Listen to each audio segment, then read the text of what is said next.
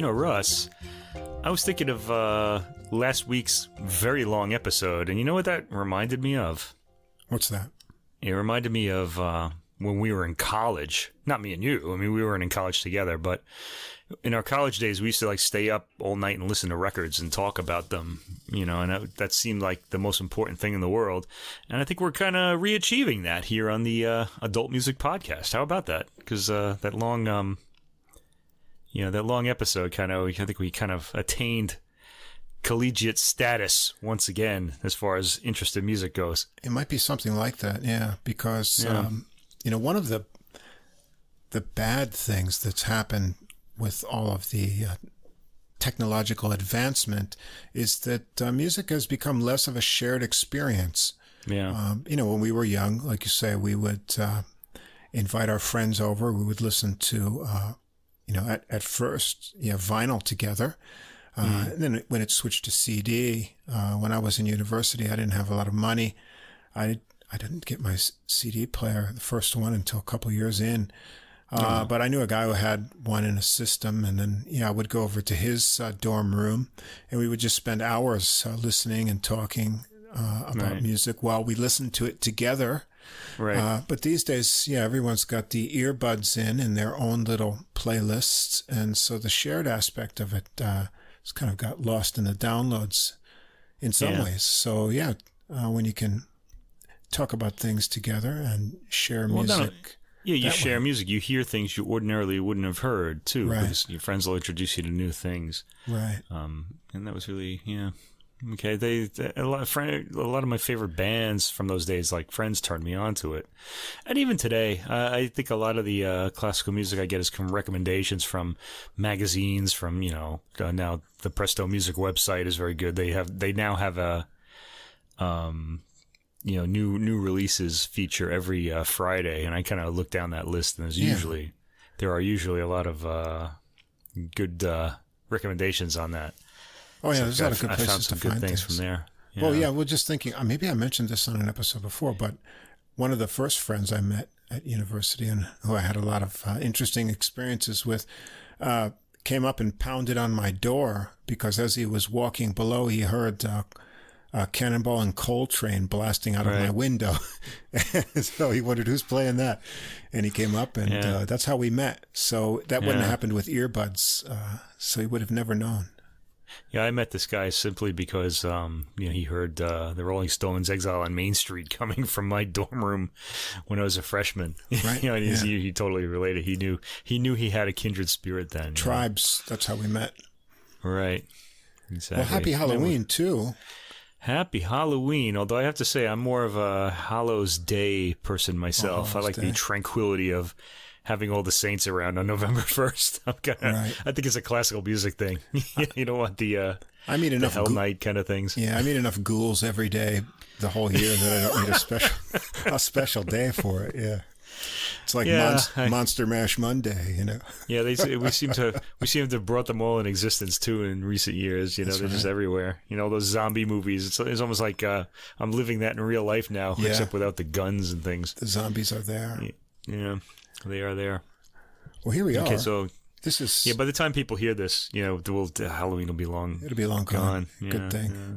One more thing, I just want to say, Joe Rogan, on his podcast, his guests often say that the time flew by when he says we just did 3 hours or something like that.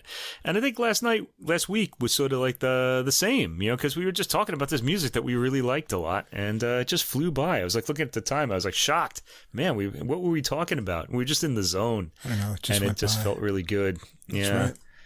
Yeah, so we had music we really liked last week. That was good. Most weeks we do, and I think we will. Yeah, this week we do. We do to an extent. I have my work cut out for me tonight, actually, because I have music I like, but approaches that I'm kind of unfamiliar with, and that was a little surprise. Okay. I know I'm gonna wind up talking around a lot of the stuff instead of hitting on the head, because I don't know that I have the vocabulary for this. It's hard to put in words. We'll find out sometimes, but it's fun to do. Yeah. And so who are we? We'll launch into episode 35 of Adult Music. Is it 35? It's episode 35. The podcast with music for the mature mind. Yes, and I'm Mike. And he's Mike on that mic. This is Russ on this mic here. Yeah. And we're bringing you every week, 6 releases, recent releases, 3 in classical, 3 in jazz. And on our podcast, the music that we'll talk about, you can find links for to Spotify and Apple Music for each album. Also, at the top of the description, there's a link to the full episode playlist. That's all the recordings in one place, and that's on Deezer, where you can also catch the podcast. And you can follow us there for both the podcast and the playlists at username Adult Music Podcast. I usually get the playlist up right away on Monday if we've got everything worked out, so you can listen to the music for a week before we talk about it, if you'd like to do that. If you can't see all those links or the descriptions on whatever platform or app you're listening on, because we're on pretty much everything, you can always come over to our host site, Podbean, where all the links and everything is easy to see and follow. And if you enjoyed the podcast, please do follow or subscribe on whatever app or platform you listen to us on. If you take a moment to give us a ranking or write a review, we'd appreciate it. That will help us get listed in the browsing categories on each app. That helps us grow our audience, and that's always a nice thing. And if you'd like to contact us directly with any comments or questions, our email address is adultmusicpodcast, all one word, at gmail.com, and we'd be happy to hear from you. Yeah. Hey, tonight... If anyone has any recommendations, too, you can send us some. We'd like, if you want to know what we think about the stuff you like. Any comments, requests, we'll be happy to hear from you. Tonight, we're going to look at things from the low end as we get going in here. So bass is the place tonight. So make sure your woofers are working when you get the playlist. And you make sure those woofers are working. And, you might, being that the World Series is happening at the moment, it might be over in 2 days. Atlanta has taken a lead in the World Series. You don't know what's going to happen. But... so you could say the bases are loaded. Bases are loaded on this episode and this week. I think that's going to be our episode title this week. Go. Yeah, and these bases are certainly loaded on this episode. Well, in classical, we have one, double bass recording, a double bass soloist. The other two don't really relate to the title, but that's okay. We have all basses in the jazz section, which is very cool. Although they're the band leaders. They're not necessarily focus at the center of attention. So there we go. So we just want to get right into this, or what? Ready? I'm ready. All right, here we go. All right, so we start with the earliest, and one of our favorite composers here on the Adult Music Podcast. We should put a list of our favorite things. C.P.E. Bach, Carl Philipp Emanuel Bach is one of them. We could do that for Christmas. We're both big fans of his music. Our favorite things. Our favorite things, Okay, we have a short list of things we both really love. It's things the Adult Music Podcast love, not things that each of us individually loves. It's got to be like a shared thing for us. And one of them is the music of C.P.E. Bach. Okay. All right. So this week we've done, I don't know, have we done a C.P.E. Bach recording before on this podcast? I think we have. Yeah. But I have to say, one. There was the, Yeah, this one is different. It's a different side. It's a different side of C.P.E. Well, it's not a different side. I think it's a different approach. Although they do say that these are late works. Yes. These are sort of written in the. That's what I mean. A different facet of his personality, and I think maybe it's because it's his mature works that it shows a different part of his character, I think. Okay, so who is Carl Philipp Emanuel Bach, you might ask? He is the oldest surviving son of the great Johann Sebastian Bach. There was a son that was older than him, but I think he died like a month after he was born or something like that. PDQ Bach, right? No, don't confuse people. Oh man, that's PDQ Bach, of course, is Peter Schickele. Okay. Mm-hmm. There's also now, by the way, I'll give this guy a shout out. There's also a WTF Bach. Oh really? I didn't know about that. He's a podcaster. He has a podcast called the WTF Bach Podcast, and he's been breaking down the art of fugue. on his podcast, and he's about to finish it, so I'm kind of wondering what he's going to go to next. I have been listening, so a shout out to him. I find that podcast really interesting. And we have a recording of the Art of Fugue coming up one day. I don't know when I'm going to program it, but Daniil Trifonov, the Russian pianist, has a new album out, and he does the entire I've been listening to Art that. of Fugue. You listen to it? I didn't hear it. Yeah, and it's got other stuff on it too, but he does all of the Art of Fugue, and I'm thinking, after hearing the Wtf Bach podcast, it's the detail that goes into is so overwhelming that I almost feel like I'm frozen, like I can't talk about these works anymore. He's done. It's pretty amazing. You know, I think we'll give an overall we'll give a different spin on it. Yeah, we'll give an overall impression. I'm not going to get into the whole detail that he gets into with that. Anyway, give a listen to that if you're interested in those works, because he really goes into real detail on them.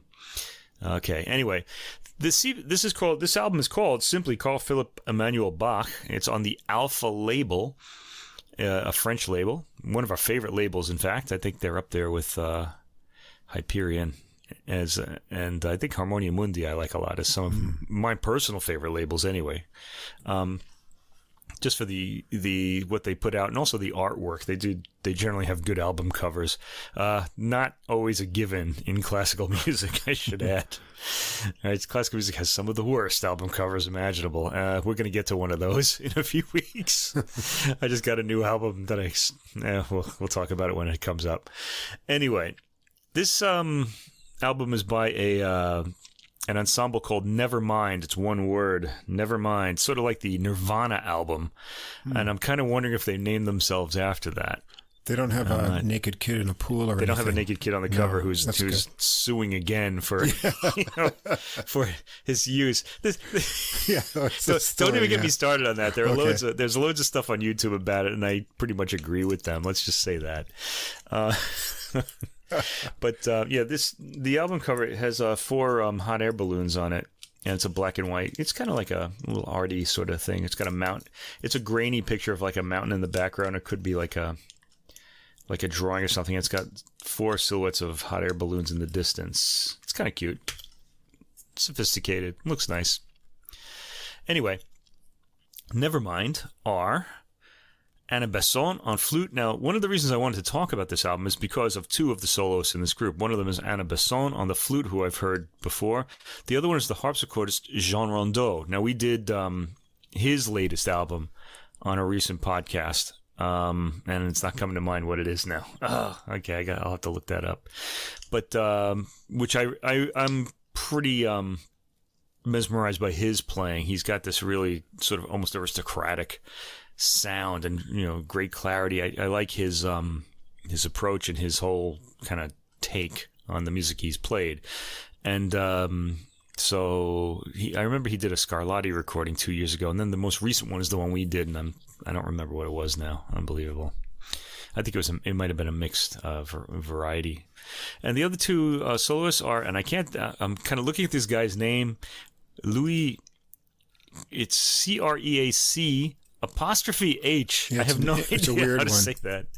Yeah, I should have looked that up. I don't know, but it's I was going to say Creac'h or Creac'h, but that apostrophe H kind of is messing me up. He's on the viola. Anna Besson plays the flute, by the way, and Robin Pharo is the viola da gamba, so we get a little Baroque action going there. By the way, this flute is it's not a transverse flute. It's one of those wooden flutes that, it's like a recorder, basically. Right. That we're hearing on this album, and a very appealing sound for me. It's a wooden instrument, sounds very woody. The Rondeau we did was Melancholy Grace. Oh, yeah. That's episode, let's see here, episode 20, if you want to check it out. And that was on the Arato label. Yeah. And that's when he uses a virginal and the 18th century harpsichord. Right, and it's a varied program, right? It was just various things. That's why, I couldn't remember it. All right, well, these particular works, flute, viola da gamba, and harpsichord. Now, the viola da gamba and the harpsichord are going to be the continuo, sort of like the filling in of the harmony that the soloists, in this case the flute and the viola, play over. One thing you want to think about here is that when a composer uses the viola as a solo instrument instead of the violin, you're going to get a really unique sound. It's got a throatier, deeper, darker timbre to it. And that is indeed the case here. So you have this kind of, there's something richer about the viola. It's not as athletic an instrument, but it's sort of, it's got a richer tone to it. So when you hear it like up top, as a soloist, it's sort of, really unique. What this kind of reminded me of is Debussy used the viola with the flute in his famous sonata for flute, viola, and harp. A really great piece. If you haven't heard it, you should hear. It's really beautiful and a little sad, as the viola tends to be. All right, well, this program. Now, one of the things that we both love about Carl Philipp Emanuel Bach is his sense of humor. He's got these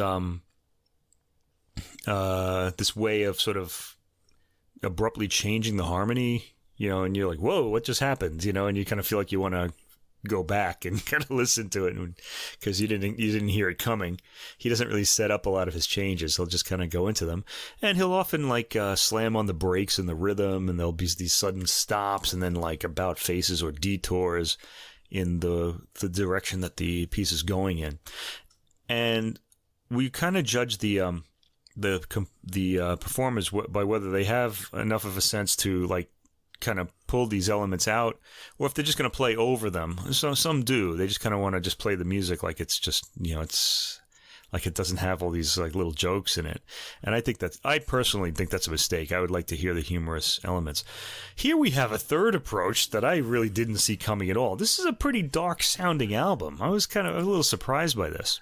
I got the feeling that this is, as it is his later works, reading about it, that these works are of a different nature. I found them to be, focused on the lyrical nature and sensitivity of the compositions. The melodic parts are really beautiful and well developed, but I don't find the sort of playfulness and cheekiness in a lot of his other works and in the harpsichord pieces and other things we've listened to. There are those harmonic kind of sudden detours and a few but the ensemble doesn't really make a lot of them. They don't just play over them. They're where they're there. But, they sort of, I don't know if I want to say play them down, but they sort of interpret them differently. Let's just say, it's kind of, they're going after something else here. Yeah. I just keep, in my notes are filled with kind of words like sensitivity and mine too. Yeah, something like that. Yes, and intricacy.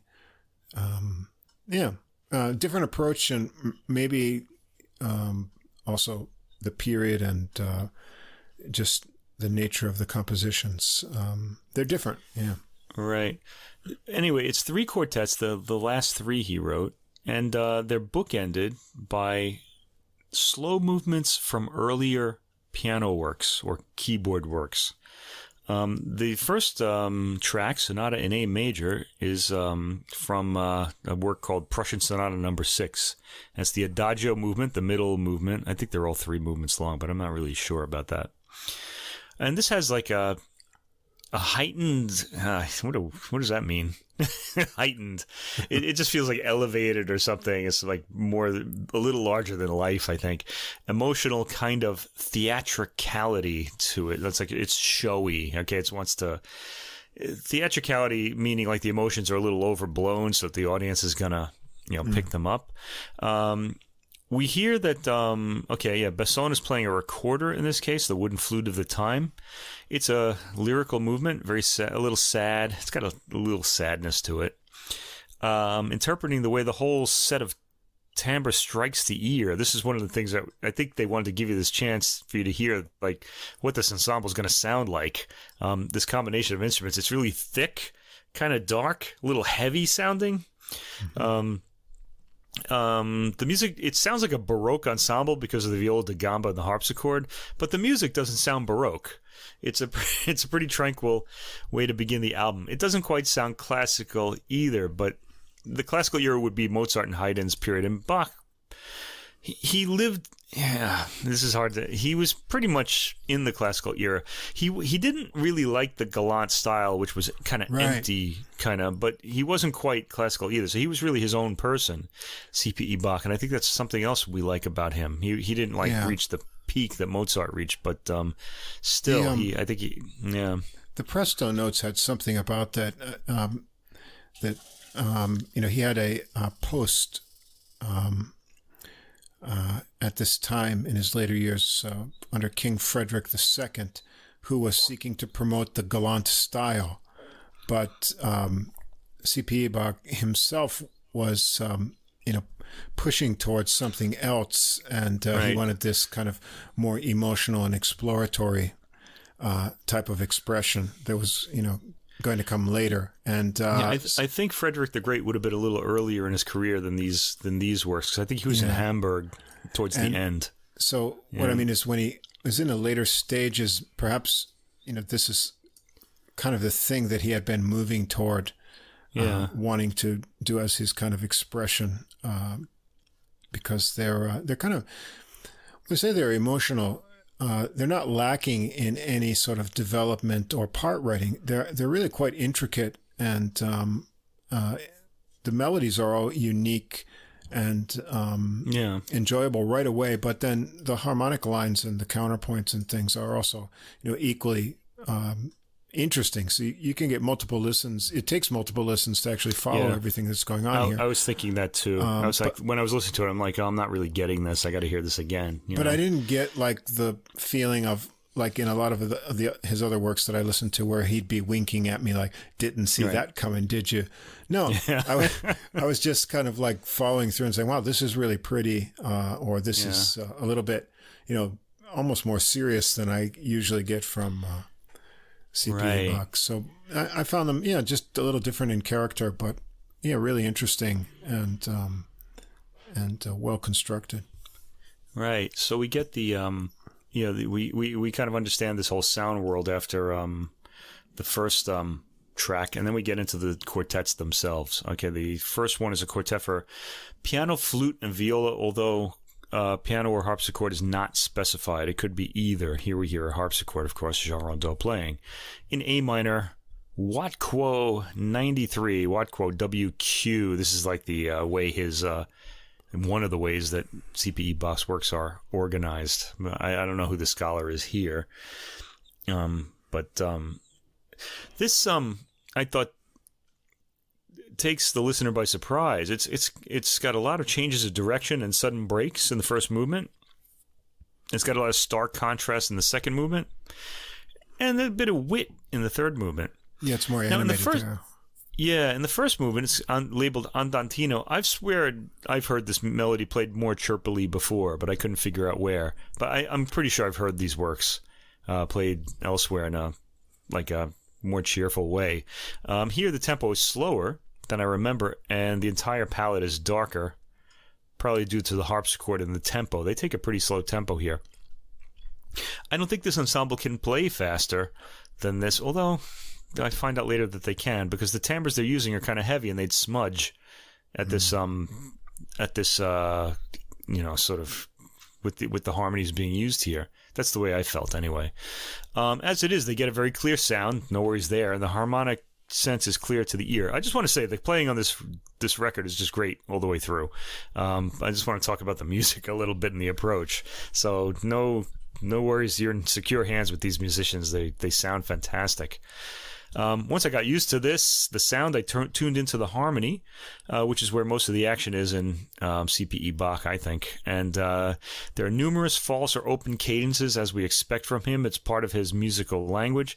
Sudden changes of direction, interrupted rhythms, characteristic of him, but they're not quite used for the kind of comic or a stunt, shock effect that, or we don't get those effects from this particular performance. Okay, Largo and Sustanuto, second movement, weighty timbre again, and again, pretty compelling harmonic detours. Changes of character are fairly subtle. They're there, but you have to really listen to hear them. It's a pretty melody, too. And the third movement, Allegro assai, this one begins by skipping along, although at a fairly slow tempo. There's athleticism in this movement that isn't really highlighted. I mean, if you're really listening, you say, "Oh, it sounds kind of hard to play," but you don't really notice it. It's understated by this ensemble, and I really appreciate that. They want you to hear the music and not them, basically. The ensemble goes more for the wit, which is easier to spot at this speed. Otherwise, it would just fly by if it was really, really fast. You wouldn't really catch it. The musicians would have to actually underline it, and they don't do that here. There are hairpin changes of idea or rhythm that you wouldn't expect if you weren't familiar with the music of the Baroque or Galant period. So if you know the Baroque, the way the Baroque is constantly moving, these pieces are constantly moving. So when Bach slams on the brakes, it's kind of like a shock. It just wasn't done back then. One of Bach's characteristic techniques, this is CPE Bach, arriving at a pause and then completely changing direction unexpectedly, is heard throughout this movement. So you can hear a lot of that here.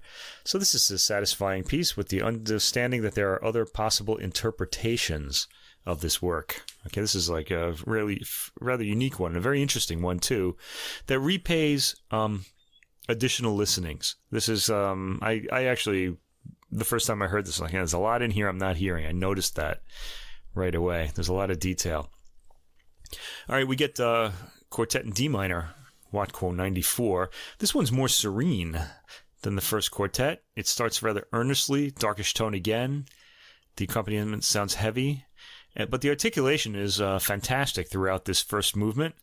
This could have been taken at a more upbeat tempo, but the ensemble is after something else here. They're really exploiting the darker tones of the viola, and they want to, kind of give you that darker tone. The second movement is labeled in German, which is kind of unusual for CPE. Sehr langsam und ausgehalten. Well, I don't know that it's unusual for him, but it's unusual for the period. It was really Beethoven that really brought that into being, because usually you'd have an Italian marking. There's no pause between this movement and the first movement, another unusual feature of this work. The whole feel just suddenly changes. You're in the first movement, and then bang, you're in the second movement, and everything sounds different. It's jarring and unexpected, and very cool, if I may say so myself. I was like, whoa, it made me smile. It's got a slower tempo, art harmonic changes, as we expect from this composer, especially between the first statement of the theme and the second. They're very different from each other. The direction seems to have abruptly changed. You've got to be on your toes when listening to CPE Bach. I think I've said that a million times already. All right, third movement, Allegro di molto. This is a Rondeau. It starts cheerfully enough, given the slowish tempos, and more or less stays that way. The notes say there's great passion in this movement, but I'd say there's a kind of happiness or serenity to it. So I think when they say passion, maybe they're thinking, passionate happiness. I don't know. Could be. Giddiness, maybe. Okay. The third and last of these quartets, G major, Wtf 95. I should just say WQ so people know what I'm talking about. Starts with great passion. There are a lot of trills in the theme. The mournful adagio is like a keyboard concerto, and the third movement is the most virtuosic of all these works. So we save the fireworks for last. Yeah, Rondeau gets a workout on this one. Yeah, so we get to really, and this was the point where I had to reassess everything I had heard, because I was thinking, oh, they have like a heavy tone, so they don't want to play too fast because of the possibility of the harmony smudging, but then in the presto they're all light and they really go for it. The allegretto first movement is kind of an odd downward screeching figure for the flute. It's kind of doesn't really sound like a theme at all, but it's easy to remember because it's so weird. Reminiscent of a dog barking or a diving bird. Or, if you could just imagine what a diving bird would sound like if it had a sound, or some animal making a repeated noise. It kind of the images I got of this of an animal of some sort, so it had that quality to me. It's easy to identify because as it reappears, of course, because it's so unusual. The end of the exposition, which is the beginning where all the themes are first heard or exposed, because it lowers onto the tonic chord. That usually doesn't happen. Then there's a brief pause, and then the development section starts. You usually don't get like that pause, and then like you start in the middle section. It usually just flows in. Well, actually, there's a stop, but there's like a whole pause here. It was really odd to me. The Rondeau gets to shine in this movement. There's a lot of figuration. Oh, I'm sorry, not the Rondeau. Jean Rondeau, the harpsichord player, gets to shine in this movement. There's a lot of figuration for him to play with his amazing sense of time. His scales and his kind of like figuration is all very symmetrical. There's an equal space between each note. It's really beautiful playing. And his clean, clear attack. I enjoyed the themes and the sense of fun in this movement. The second adagio movement, the harpsichord leads the way with expressive playing of the melodic material. Like we said, it's sort of like a keyboard concerto. He gets the spotlight. And then in the presto, very surprising fast speeds in this very virtuosic movement. The harpsichord has most of the exciting material. Good for Jean Rondeau. There's enough space for all of the instruments to be heard, even at this tempo. I feel like the ensemble captures the excitement of CPE's music here. And that's it for the quartets. At the end, we get a track 11, another middle movement from an earlier keyboard work. This is from WQ 65, number 33, Andante con tenerezza. And this reveals a personal aspect of Bach's experimentation. It's got a despairing minimalist theme, sort of an odd way to end an album. And it's kind of a bummer after the thrilling upbeat third movement of the previous quartet. Though, as with everything on this album, it's beautifully and atmospherically played. It's a touching sign-off to the piece at the end as the viola da gamba plays the last notes. I enjoyed hearing the tempos. Yeah. Does it? Well, he fades out. The record doesn't fade out, yeah. Yeah, it just gets to the viola da gamba, and then that sort of gets a little bit pianissimo there. It had me wondering how the third movement would have sounded. Yeah, what's next after that? Yeah, and that's how they leave us. So it's sort of an open-ended kind of ending. I enjoyed hearing the timbres of these instruments throughout the album, and I think the three quartets are going to require some further listening, as I said, from me, so that they can completely register. The ensemble is putting a challenge to the listener and bringing out this quirky composer's more introspective side in these performances. Also, Jean Rondeau's sensitive and colorful harpsichord playing draws me in. He's unique, and I already had him on my radar, and I will continue to keep my eyes out for him. So this is recommended, but it's going to be, it's not going to be like a relaxing listen. It's going to be one that draws you in to its world. Yeah, introspective it is. A different side or a different interpretation, maybe both, of CPE Bach's works. But they're lovely. The tonalities of the instruments, the timbres are really pretty. The playing's nice. It's unhurried with lots of expressiveness. And I enjoyed it a lot. It's going to be on my CPE Bach favorite list for sure. I have to say that my kind of image of CPE Bach has changed because of this album, and I guess that's what you want to happen when you put out a record. You want to kind of give people another way of thinking about this music. Yeah. So that was pretty interesting for me.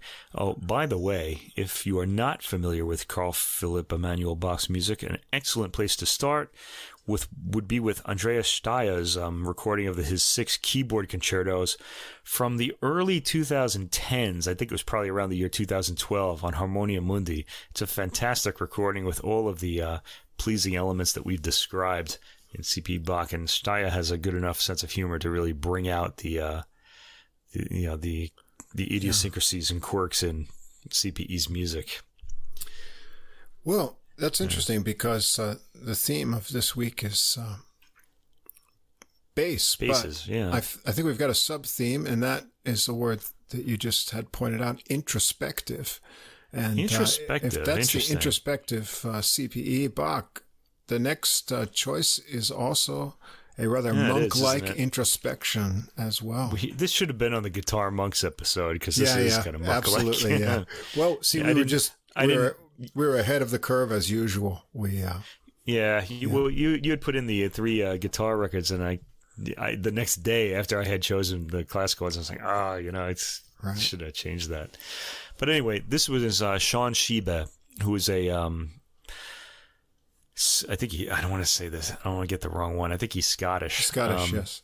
Yeah, guitarist and a real kind of star in the making. He's a really fantastic, very sensitive player. He's very young. I think he's in his 20s. And he's a handsome guy, too. So he's got all the makings of being like a real sort of star in classical guitar world and the classical world in general. His new album is called Camino. It's on the Pentatone label. And one of the odd things about the artwork on this album is the theme of the artwork of this album is Shibe shaving his head into a crew cut. There are all kinds of pictures in the CD book of him having his head shaved, and you see him on the front cover with his, looking down with his kind of sweatshirt on. Were you giving him lessons on how to do that, or? I was not. I have a shaved head, ladies and gentlemen. And it is gorgeous. You're going to see it one day if we ever get to YouTube. It's quite For symmetrical. Now, you'll just have to imagine. Yeah. Okay. All right. Anyway, we haven't heard him on record in much beyond the Baroque up to this point. We did hear him on. He did a Steve Reich piece where he multi-tracked himself. That was pretty cool. He's done actually. Some stuff with electric guitars, and he's not conservative in his approach at all. He's just he's interesting, focused. Yeah. I was looking forward to hearing this record, in fact, because it's he's stepping out of the Baroque here, because he did an English Baroque disc and then he did a Bach one. I think this is his first one for the Pentatone label, which is a new deal with him. He was on Delphian before this. This was not disappointing at all, but I'll tell you what it was. It was very quiet. Might have to turn the volume up on your stereo for this one. You have to really crank it up after the first track and keep it there almost to the end to get to hear the subtleties of what's going on this one.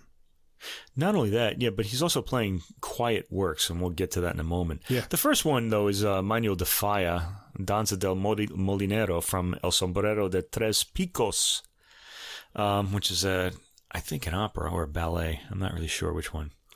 Anyway, it's very expressive. It's got some of those big Spanish chords in it.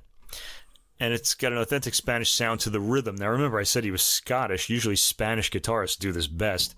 But he's got it. He's got that Spanish bravura sound. Yeah. So it sounded authentic. It was nice to hear.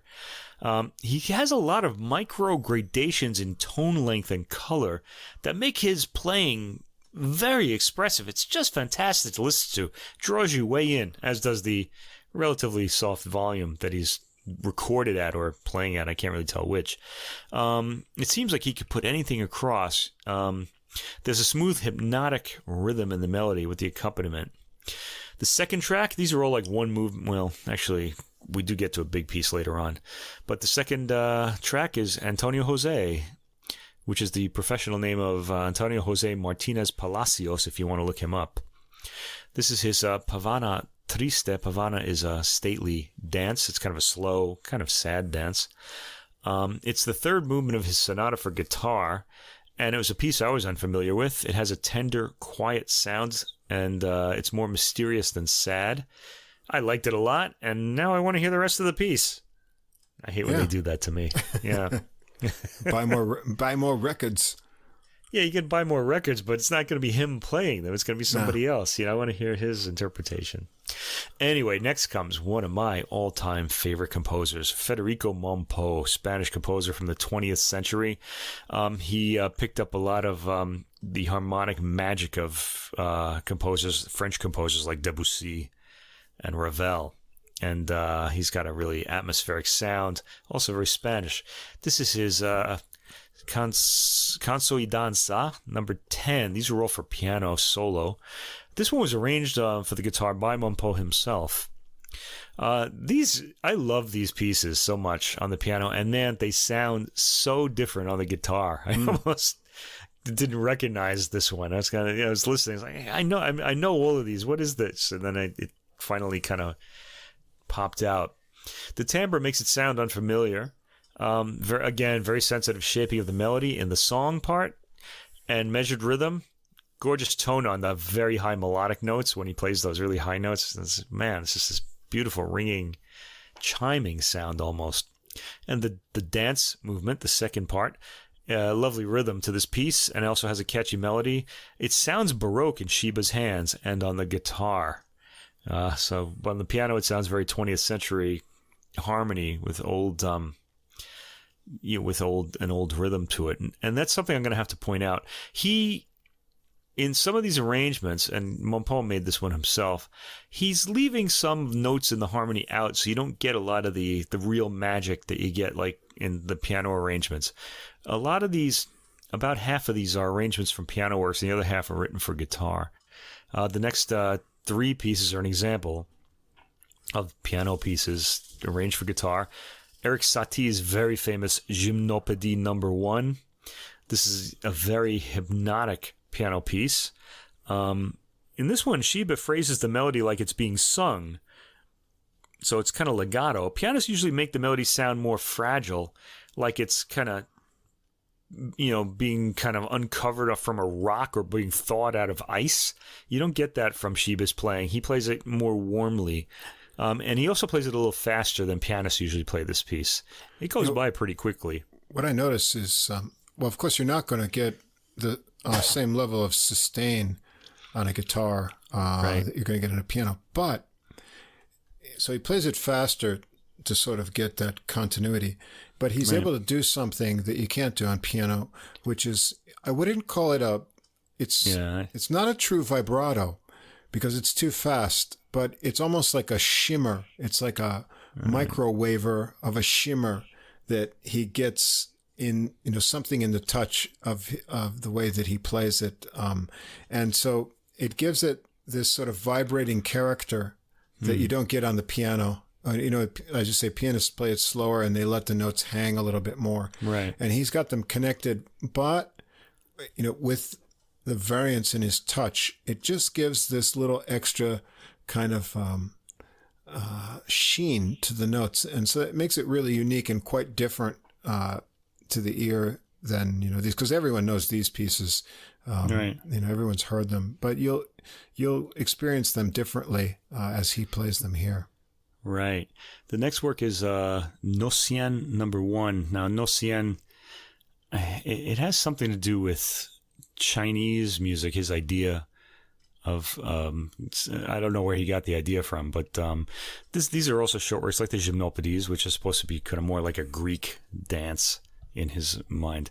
Nocien No. 1 is another famous piano piece, and Shibe, I mentioned that what you said about the shimmer, like in my note on this one, because he could bend the notes and make the melody more expressive. On the piano, the bends are all appoggiaturas. They're played on the top note and then as a quick neighboring note. But Shibe doesn't do that. He actually bends the string and sort of brings it down to get that sound. It's nice in this version. And the other amazing thing about this, I've actually played this piece and the Gymnopédie too. I played all of these. And the rhythms are asymmetrical. So the right hand is kind of going off on these, sort of runs in varying rhythms, while the left hand is like a rock. It's just playing these like 3 dun dun dun dun, and you kind of have to kind of calibrate your hands to play it. He's doing all of this with one hand basically, because he's playing the rhythm with his thumb, and the melody with his fingers. It's really amazing to me that he's done this.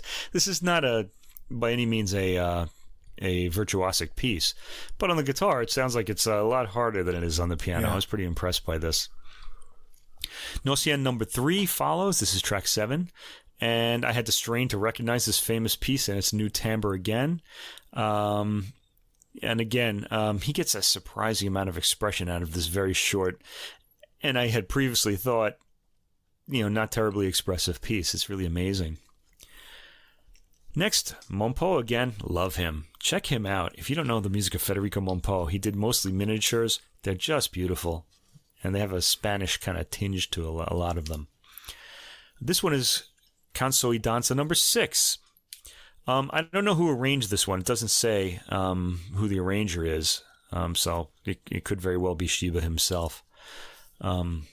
This takes on a different profile on the guitar than it does on the piano. The Spanishness of this work is more apparent here on the guitar than it is in the piano version, so I rather enjoyed that. And the danza, the dance movement of this, loses some of the rhythmic impact that it has on the piano in this performance. Shibe plays it more melodically than with the accented rhythm that I've heard in the piano version. The middle section is played slower than in the piano versions, and Shibe sounds enraptured by the harmony, which is a very attractive element in Mampo's music in general. It's very good. I think in this case I like the piano version better. There's a really beautiful tone on the high harmonic at the end of the music, at the opening section. He plays this really high note, and man, it just rings out. It's just beautiful. Perfectly played in paste. Okay, next. Very famous piano work by Ravel, arranged for guitar. Pavane pour une enfant défunte, the pavane for a dead princess. Very familiar. I'm sure you've all heard it. A piano piece designed to sound like a guitar. It's, so the left hand's supposed to sound like a guitar strumming on the piano, and here it is on the guitar. But the magical harmonies at the end of every section of the A theme come across better on the piano. Shibe actually doesn't seem to include them. He just does the melody and then suggests the harmony, sort of like I guess you would in a Bach piece. So you don't really get that real kind of open chord magic that because he has open fifths in the bass, and it just on the piano, and when you play those on the bass, you hear all those fantastic sympathetic harmonies, and the guitar you just don't have those. I actually don't think he plays it. I think he just kind of dumbs it down a little. So I think this piece comes across better on the piano. It's nice to hear on the guitar, though. I enjoyed hearing the melody a lot. It's a nice arrangement. Next, we have a piece originally for the guitar by Manuel de Falla. This is actually the only work Falla, the Spanish composer, wrote for the guitar. You would think that Spanish composers would be writing for the guitar all the time, but no. They were sick of it, I guess, yeah. Yeah, maybe. Maybe because everybody else was. Yeah. Every other Spanish composer was. This is a Homenage pour le tombeau de Claude Debussy. Okay, Debussy had died. And a tombeau is sort of like a memorial work for a composer who had recently died. This is kind of a quirky piece, really. And it comes across well here. It sounds mysterious, like it's all rising from some nether world. And there's a nice Debussy quote near the end that Shibe accents from the piano prelude, not the prelude, I'm sorry. It's from the Estampe suite, La Soirée d'Engrenade, which is the second of the Estampe. It's like this distant sort of fiesta going on. Really beautiful. Okay, the major work on this album is the six-movement Suite Compostellana by Mampo. Federico Mampo again. Now, I said major, but these are six very short movements. They're under 2 minutes long, or about 2 minutes. Yeah, this is originally written for the guitar. I don't get to hear it too often, so I was thrilled to hear it here. In the first movement, Preludio, we have figuration like rain. Shibe is always altering his tone to accentuate progress and change of texture. This gets more gorgeous as it goes on, with echoing figuration that Shibe plays as decrescendos. Very beautiful. The second movement is a chorale. A chorale is sort of a chord harmony that you'd sing in church, so it has like sort of a religious quality to it. You want to keep that in mind. This has a harp-like chord-based melody, which we expect, it being called a chorale. Again, really gorgeous gradation of volume and tone from Shibe. The third movement is a cuna, another sensitive melody with falling figuration in the A theme. There's a middle section to this one. Extremely quiet, beautiful ending on the final tonic chord of this work. Fourth movement, recitativo. Recitativo means it's recited, it's spoken. He gets a glowing tone in the opening melody of this, and there's some nice harmonies. It's an ABA structure, so the opening part repeats at the end. This one comes across as rhetorical, it being a recitativo, and it sounds like the melodic ideas are inconclusive and questioning. It's open-ended at the end. Fifth movement, Canción, a song, and it's got a melody, very satisfying after the previous movement. and it's almost folk-like the way it's in its completeness. Very sensitively shaped and played. And the sixth movement is a muniera, which I'm guessing is a dance, because it sounds like a dance with accents and circular, continuous melody, beautifully paced. And the last track is by Francis Poulenc, French composer, a sarabande. Okay, a slow dance to end the album.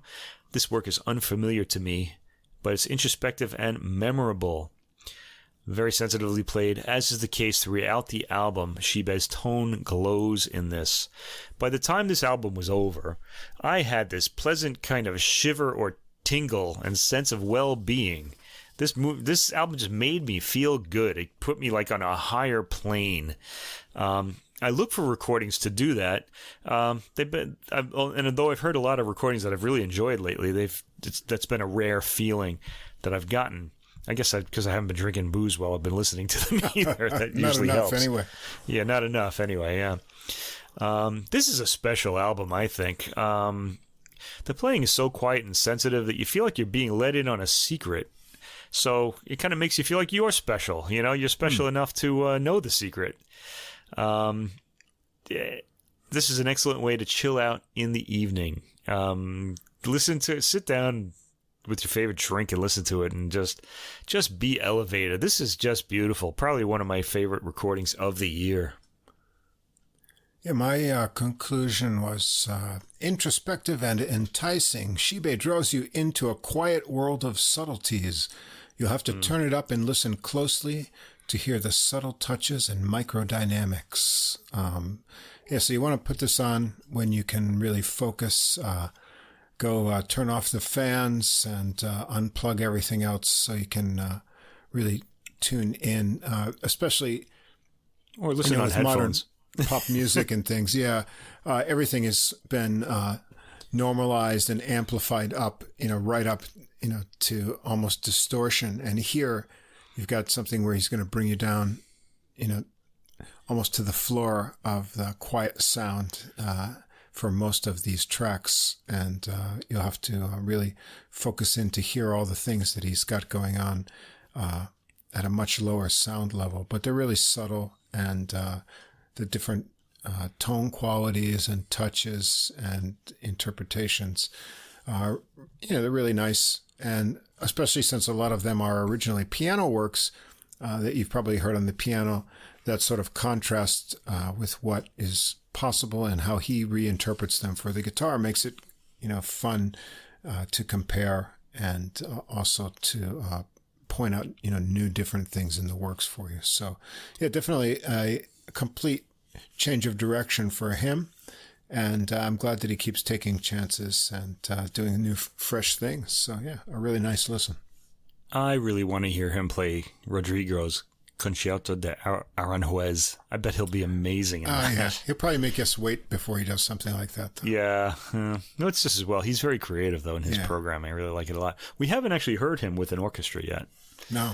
So maybe he'll do the... I'd like to hear him do the Christopher Rouse guitar concerto, too. That's a piece that needs to be recorded more. I think it's only been recorded once so far by Sharon Isbin. Right. And no one else has taken it up. It's a really good piece. I like it a lot. All right. From now on, we're all about that bass. All about the bass, baby. The third choice, the third classical pick of the week is an album called Back to Stockhome. There's a little pun in the title. Yeah, Stockhome. So Stockholm, Sweden, is this bassist's home, and it's also the home of all of the composers on the album who have either been born there or made Stockholm their home during their career at one point of their career. The bassist in question, and I'm really glad I went to the pronunciation guide for this one because I never would have gotten it right. Rick Stotijn. That's how you say it? Yeah, Stotijn. Wow. Okay. Yeah. Actually, I have like a phonetic spelling here. I should have listened to it one more time before doing this. So anyway, I'm closer than I would have been otherwise. Let's just say it that way. And and a few other musicians are on this too. He also has the Swedish Radio Symphony Orchestra conducted by James Gaffigan. This is on Beast Records, and it is an SACD. If you have an SACD player, get ready to have velvety sounds coming out of your speakers at that higher sampling rate. Yeah. This is a Plug great in the sounding subwoofer album. if you've got it too. Yeah. Anyway, the subwoofer, of course, for the double bass, those extra resonance. All right. So as I've mentioned, the album title comes from the fact that all of the composers at one point lived and worked in Stockholm, Sweden. Some of them were born there. And the Beast label itself is based in Stockholm. And Stotijn, I should say Stockholm, Is that what it stands for? Based in Stockholm? What do you mean? The BIS? title? Nah. Oh, maybe. I wonder. No, Beast is, it could very well. But Beast is what the French say when they want an encore. Oh, I wondered because it's, I think that's what they're, all capital letters, so I wondered what it was, yeah. That's interesting. It might be. Yeah. Huh. Maybe one day we'll talk to them about it. Yeah. But Beast is the French, when they stand up at the end, they want an encore, they say Beast, Beast. Okay, so I think that's where they got it. But yeah, why would you call it? Well, why not? Right. I don't know. I'm sure that's used in Europe. Okay, Stotijn considers Stockholm, I'll say it the English way, his second home. He's Dutch. Okay.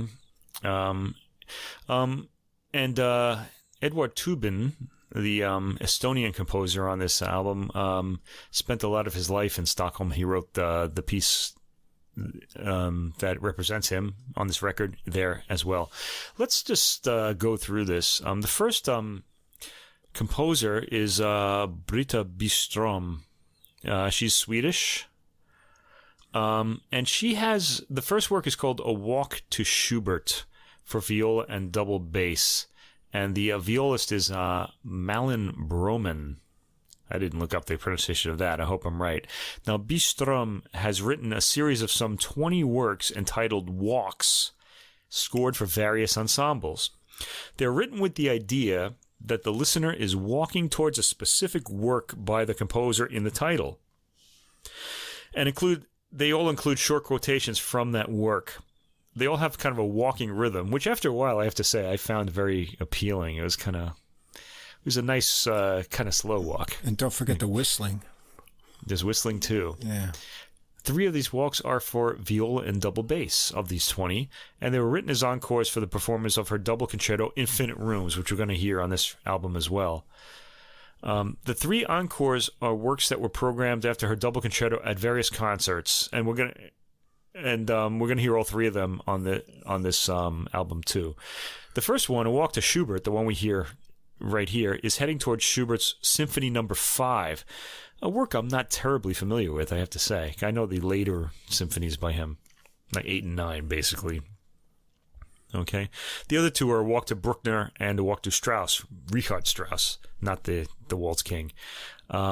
She wants to give the listener the sense of a distant silhouette of a city through these works, as though the Schubert, Bruckner, and Strauss works were cities, and you're sort of approaching them.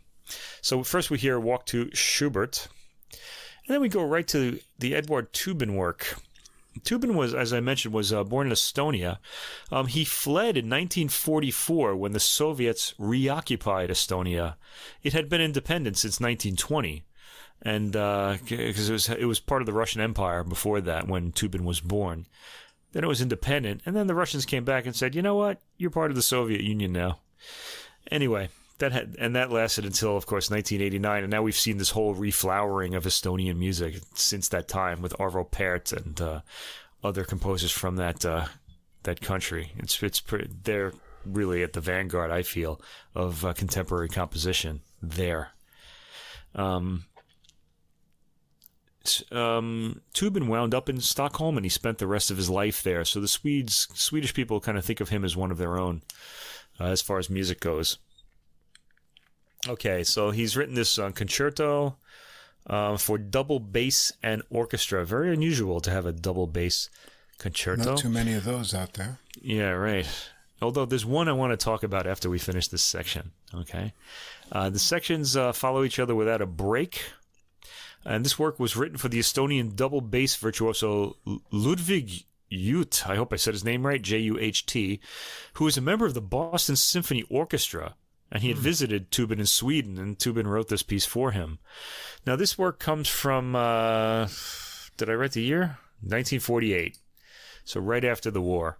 It was kind of a rough time. This was around the time, Shostakovich was already sort of composing. I don't know. I'm not really sure how. We all eventually heard Shostakovich's music coming from the Soviet Union. It was released, but the Soviet authorities would clamp down on music there occasionally, and I don't know how much of it got out in this period. But I have to say there are certain Shostakovich elements that appear in this work, and I'm not sure that he's heard Shostakovich's music or this was just in the air at the time. Aggressive rhythms. There's a snare drum, too, which I always find to be a very mid-20th century thing. It's always interruptive and sort of authoritarian. It's martial quality. And ironic, too. Yeah. There's a lot of irony involved with its use as well. I found a lot of this work to be have ironic elements in it. Okay, so the Allegro con moto, aggressive rhythm from strings in the opening, and the buzzing bass plays its melody.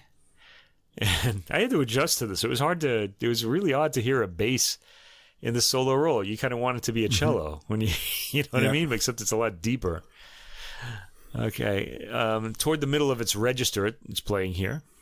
Then an urgent marching section follows. So you've got to wonder, war. This is like after the war, the Soviets had taken over Estonia, so he may be thinking of that. There are a lot of these sort of elements in music in this period. It fades away. The march section fades away in decrescendoing circular descending patterns. You're going to have to hear that to know what I mean.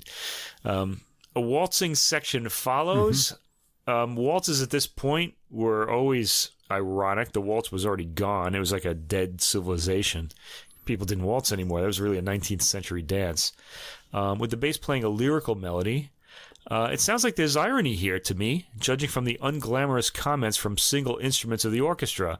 There's like downward glissandos in I think the bassoon or maybe some brass instruments, and they always kind of sound sort of like rough to me, like they're kind of mean or something, Shostakovich and Mahler both use these sort of things a lot, for ironic commentary. The movement eventually grows more triumphant at the end, and it's got a brass fanfare over snare drum and orchestra at the end, which the brass fanfare was kind of cool. Okay, this fades into the next section, Andante Sostanuto, which is very brief. It starts tentatively with the bass playing a kind of weepy melody. It kind of comes across as sort of like a weeping giant sort of thing, like this big hulking thing that should be powerful that's kind of like broken down. Given the tone of the instrument, the bass is a big instrument, so you kind of get the idea that there's something embarrassing about seeing something so big and noble like kind of broken down like it is in this movement. The melody rather spectacularly goes down into the bass's lower range, which is very cool and throaty. Cool. I liked it a lot. The third movement, tempo primo. Remember, there's no interruption between these movements. This one has a more chipper accompaniment from the winds and accompanying the bass's short phrases. The bass starts outlining a march rhythm and the orchestra follows. It builds in volume and suddenly stops. The bass gets a cadenza here, so a solo part without the orchestra, which is very heartfelt. It plays a trudging rhythm in the middle register as it develops. This is a long cadenza, about 4 minutes. Yeah, it just goes on for a long time. And its last notes are these wonderful harmonics, which you don't really get to hear enough on the bass. He does these really nice alternating pick and bow figurations. Yeah. And it gets really low, and it like resonates. Your floorboards will sort of rise up when he does that. It's a pretty cool extended bass feature. Yeah, have your subwoofer on for that effect. All right, fourth movement, Allegro non troppo poco marciale. So that gives away the game right there. Marciale means martial or warlike or march-like. The orchestra re-enters. A clarinet drives the new rhythm. Strings pick it up, and this rhythm drives the whole movement. The bass solos in its higher register, and it sounds anxious. Towards the end, it climbs high in its range. then glissandos down, which is a really nice effect on the bass, being that it's such a low-frequency instrument. I thought the work ended fairly positively, but the presence of the snare drum communicates hostile forces to me. It's an interesting piece, very much of its time. It's not... The thing is, I think it's commenting on its time, and I think it was an anxious period. So we get a lot of that irony and a lot of these sort of martial elements in this work. Okay. Next we go to Britta Bistrom again. By the way, I should mention, she's Swedish, born in Stockholm in 1977, so she's pretty young. She's a younger member of our generation, I guess we could say. Right? She's 44. Yeah, it's young. Yeah, she's 12 years younger than me. Okay, this one is a Walk to Bruckner, written in 2017. So she's a contemporary composer, very much so. And I needed to point that out because I want to get a lot of contemporary composers on the Adult Music Podcast because we should be listening to them. Classical music is very much alive, although only those of us who are in the secret club are listening to them and being excited by their work. So this one quotes Bruckner's Third Symphony, another one that I'm not terribly familiar with. This one features Malin Broman on the viola again. And this has some nice swooping glissandi from both soloists. I rather enjoyed this one. There's orchestral whistling in this one toward the end. Yep. All right, next. Yeah, this is probably the centerpiece of this album by Britta Bistrom. Her work Infinite Rooms, which I mentioned, the walk works were kind of written to take the listener away from this and into what the next work on the program was going to be. All right, and this is the work that was the centerpiece there. This is a double concerto for violin/viola, so I guess the soloist is playing both, though not at the same time, obviously. Double bass and orchestra. So Malin Broman, again, is the violin and viola player. And the Västerås Symfonietta is the group, the ensemble playing here. It's conducted by Simon Crawford Phillips. And of course, Stotijn is the double bass player. This was inspired, this is kind of interesting, it was inspired by the mirror installations by the Japanese artist Yayoi Kusama. Now, you're familiar with her, right? You've seen her... She did that pumpkin that everybody posts on Facebook. I've seen some of it. I can't really claim to. She's an odd bird, basically. Yeah. She's got that pink hair or red hair or whatever. Kind of. Her art looks like what this piece sounds like to me, I guess. Yeah. Kind of. This I wasn't so keen on this one. Yeah. Oh, I liked it. Okay, well, we'll get into that. Anyway, let's see. I liked this work. I thought it was kind of interesting. It was unique. I have to say that. So anyway, in the mirror installations by Kusama, Yayoi Kusama, a small object is infinitely replicated through the use of mirrors. And in this piece, a simple motif is rendered complex by replication, so almost like it's being exposed to mirrors if it was a visual thing. This work has 7 movements. The first 6... and this is going to help you a lot because this is going to be a hard work for me to describe. The first 6 focus first on the soloist, and then they're all followed by an interlude that acts as an orchestral infinity room. So the whole orchestra picks up what the soloists were playing and sort of amplify it into the mirrored room, I guess. So you can think of it like that. In each movement, one detail is presented, which is then brought into and repeated in the following infinity room. Okay, and she labels these. Let's just go through the movements. By the way, the soloists mirror each other too, and this is kind of a fun thing to listen for. I'm sure this happened a lot more often than I registered. The violin and viola cast these long double bass shadows, and the double bass casts short violin shadows. So they're picking up the themes of each other, but reflecting them as though they were kind of actual things or shadows. This work is really based on visual imagery, I think. The way this all plays out is kind of hard to describe. There are a lot of quick changes of texture and figures, and which kind of kept me interested. You need to hear this to really understand it, but let's start. The movements are all unnamed. They're just 1, 2, 3, 4, 5, 6, and 7. The first movement starts with metallic percussion and glissandi from both violin and bass. It's fairly challenging, but not hard to follow or enjoy, even. It's intellectually satisfying, I thought. You can hear the mirroring of instruments in the glissandi they both play. Okay, so you can hear, like, the double bass will play a glissando, and the violin will do a long glissando as though it's its long shadow, like that. Okay, and then the room of figures is heard. It sounds urgent. This particular movement, the theme is figuration. So you're going to hear a lot of figuration in the orchestral interlude.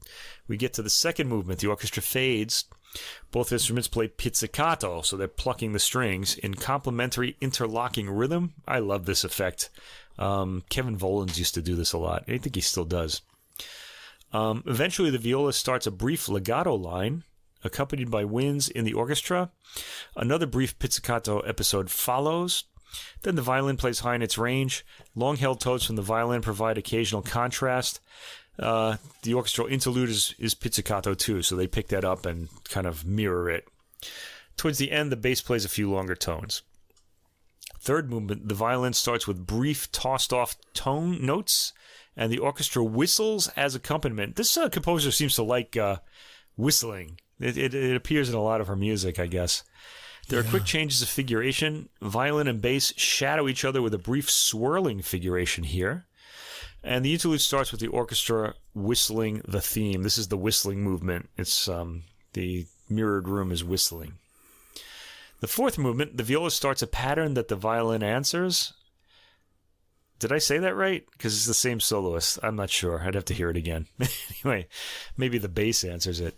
This turns into a rhythmically propulsive figure. The orchestra plays sustained, haunting harmonies that sound like a set of ocarinas. So it kind of sounds like untuned wind instruments. While the solo is glissando downward, the quick staccato interlude begins. So this one is staccato, not the same as pizzicato. It's just short note lengths. It sounds like this one sounded to me like a room of large birds flapping their wings. Fifth movement. I think it's the violin. It sounds bright to my ears. Plays a melody. The orchestra turns it into a chorale. So that's going to be the chords like that we would sing in church. So it's got like a religious quality to it. The movement is somber. The bass solos as an instrument in the orchestra swoops up and down. I can't really tell what that instrument is. The chorale interlude begins fairly early. It sounds kind of uplifting to me. This is the whole orchestra playing now. They're playing chords. And the bass plays a folk-like swooping figure high in its register while the violin plays pizzicato. So it's kind of a nice combination of timbres. Okay, sixth movement. Short, aggressive, repeating phrases from the orchestra. The orchestration here is pretty compelling. Lots of hitting the strings with the bow for percussive effect. At the end, the bass is on its bottom note, and the violin is screeching out a top note. And the combination room, the room of mirrors, follows, and the whole orchestra plays together as if everything in the entire piece has been put together now. And the concluding seventh movement, which isn't going to have an interlude, obviously. This starts with the bass and violin playing a rushing rhythm pizzicato. The bass plays lyrically as the wind section plays some discordant yet crystalline harmonies, and the work ends suddenly on a pizzicato note in the viola. It's just all of a sudden. And I think that's a work worth hearing. Anyway, next we have, again, Britta Bistrom, the last time we'll hear from her on this album, A Walk to Strauss. That's Richard Strauss, the orchestral composer. This quote's from Strauss's Don Quixote. And it's played the same in all the walking pieces we've heard it. This walking rhythm has a few themes from Don Quixote in it. Mysterious sounding work. Next, we get to the single movement work by Jesper Nordin, who is Swedish, born in 1971. Another contemporary of ours, I guess, in Stockholm. This is a trio for violin, double bass, and piano. This is written in, it's a 2009 arrangement of the same composer's double concerto for violin, cello, and orchestra. So instead of the cello, we're hearing the double bass here. The material is based on a Swedish folk tune, Nordin says, a wedding march from the north of Sweden, and Nordin has used this in several of his pieces. This tune has been treated in various ways through a computer. He doesn't tell us how, but you can kind of tell because it's not really identifiable as a melody at all. Some of this piece. The clearest traces of folk music in the piece are drones and quarter tones. So this is going to be a bit of a challenge to listen to, although it's not like ear-splittingly terrible. It's actually it's a lot of droning, so tones happening. So it's very listenable. Amorphous shifting that's going on. Right. It's got an interesting opening with long, sustained, swooping violin lines and percussive piano accompaniment. By the way, I should mention the pianist on this is the conductor of the previous works of Simon Crawford Phillips. This work is mostly atmospheric. The bass's entry is especially interesting. It's got an alien sound to it. It adds a lot of depth. And I have to say the traces of folk music would be unidentifiable if the composer hadn't mentioned they were there. The pianist does a lot of trilling in the accompaniment. He plays just a lot of trills. The violin statements are dramatic and stark. And the first section ends with a fade. Now, I should mention, this is all one track, but the work seems to me to be divided into 2 or 3 sections, depending on how you want to count them. There's a big space at about the 5-minute, 12-second mark, or the 5-minute mark. There's some silence indicating that we're starting a new section, I would guess. All right. Once we get to the second section at around the 5-minute mark, a solo bass emerges. The pianist sounds like he's stroking the strings inside the piano, but actually, I don't think he is. I think he might be doing that, and it's been altered by a computer. It sounded like an electronic sound of someone caressing the inside of the piano. I'm not sure that's what it is, but that's how it registered to my ear. This rather static, sparse-sounding section goes on for a bit. From the droning sounds of the bass, and especially the violin, we do get a sense of a folk melody, but it's been rendered abstract. This piece sounds rather like an experiment in sound. It stays static to the end. It ends without resolution on an unresolved piano note. So I don't know what to tell you about this piece. It's more about the sound it makes. All right, we end this album with a work by Karin Malmler-Forsling, Swedish composer, 1916 to 2005. So she's a 20th century composer. It's called In Memoriam, and it was written in 1999 for solo soprano. It's a vocalise, and transcribed for the double bass here by Stotijn himself. Nice to hear the bass alone finally. And Stotijn's playing is very warm. He manages an expressive, sighing tone. There's some slight swoops upward. And this seems to be characteristic of Swedish art music in the current era. Stotijn plays this with magnetic concentration throughout its brief 2 minutes and 20 seconds. It's a somber ending point for this album as a whole. So, icy climbs come across in these pieces, and they attract the intellect more than the emotions.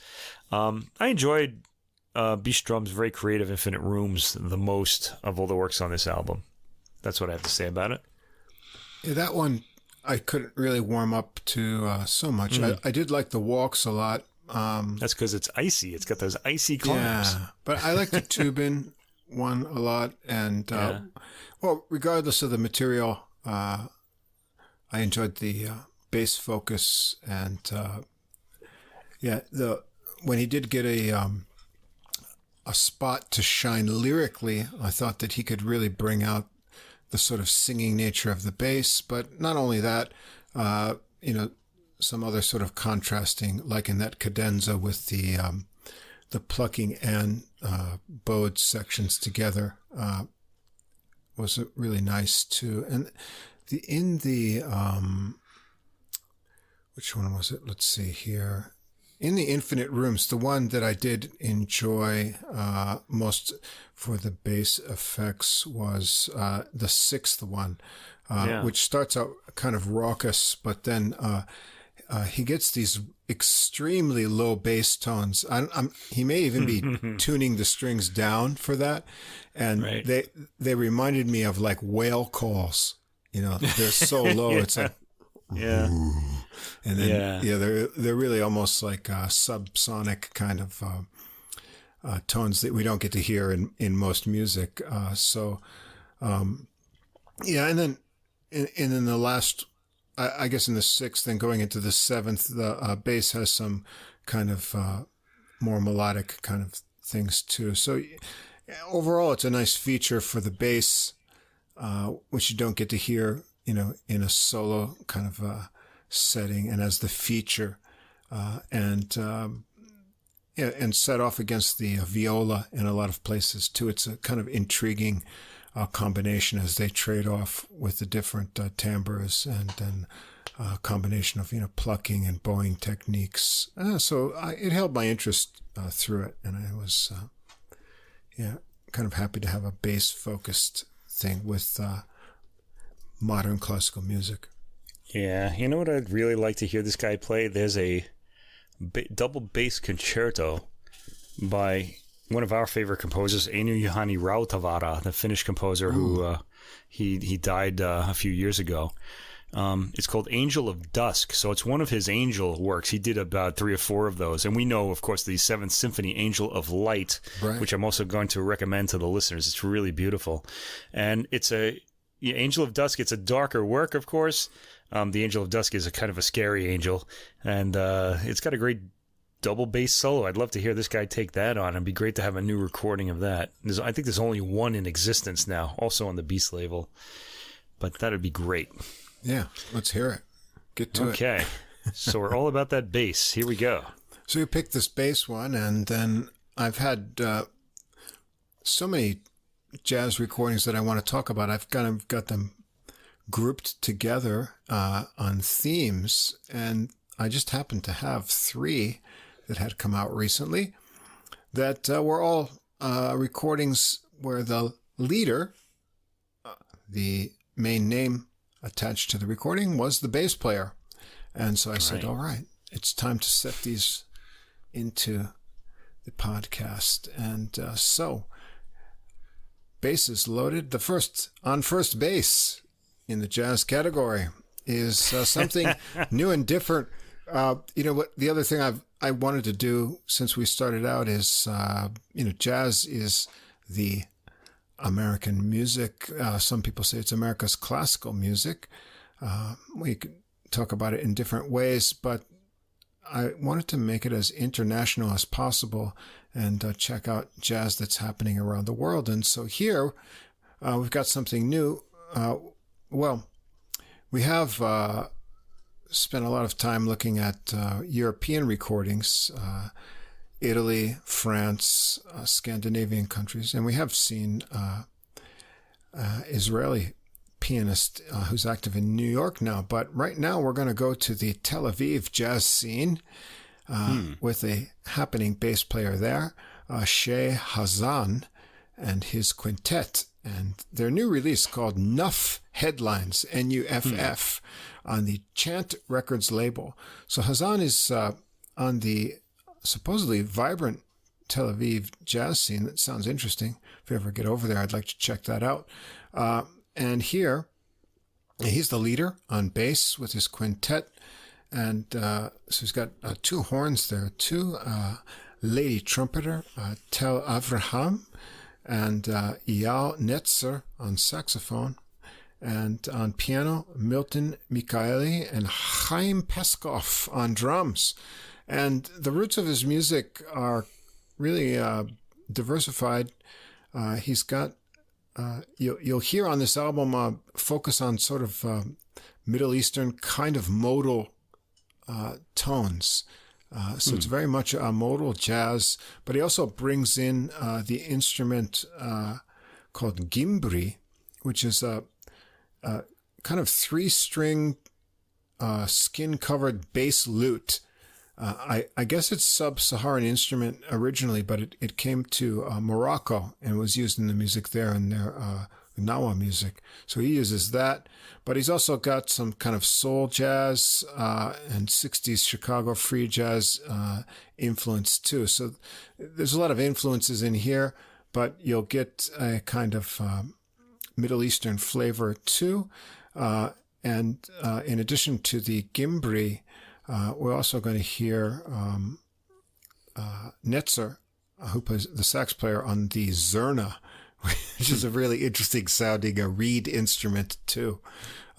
So a local color to the jazz here, and it all starts out with the first track, Beber's Cha-Cha, and it is not a cha-cha at all. It sounds more like a 60s soul jazz piece, which is built over just this really kind of a hypnotic 3-chord that's like a D minor 7, E minor 7, A minor 7 vamp that repeats throughout the piece with an occasional dissonant outside harmony chord thrown in for color, but it's and it's set to this. Yeah,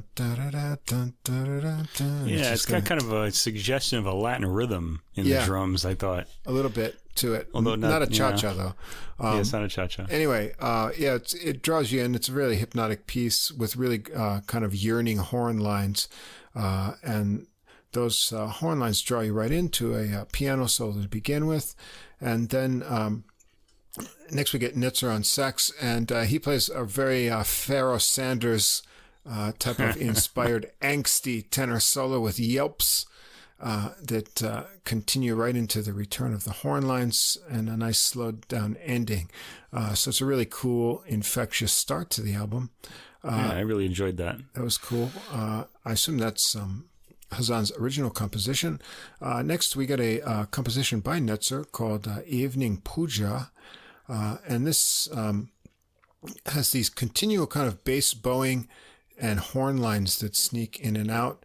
There are other background sounds in the left channel. If you listen with headphones, you hear. I'm not sure if they're intentional or if it's a noisy environment, a live recording. I don't really know. They do have a... if you look on YouTube, it's not his own channel, which has some short promotional videos, but there is a sort of small live studio date that includes a lot of these tracks with also a live audience. But there's some sounds going on there.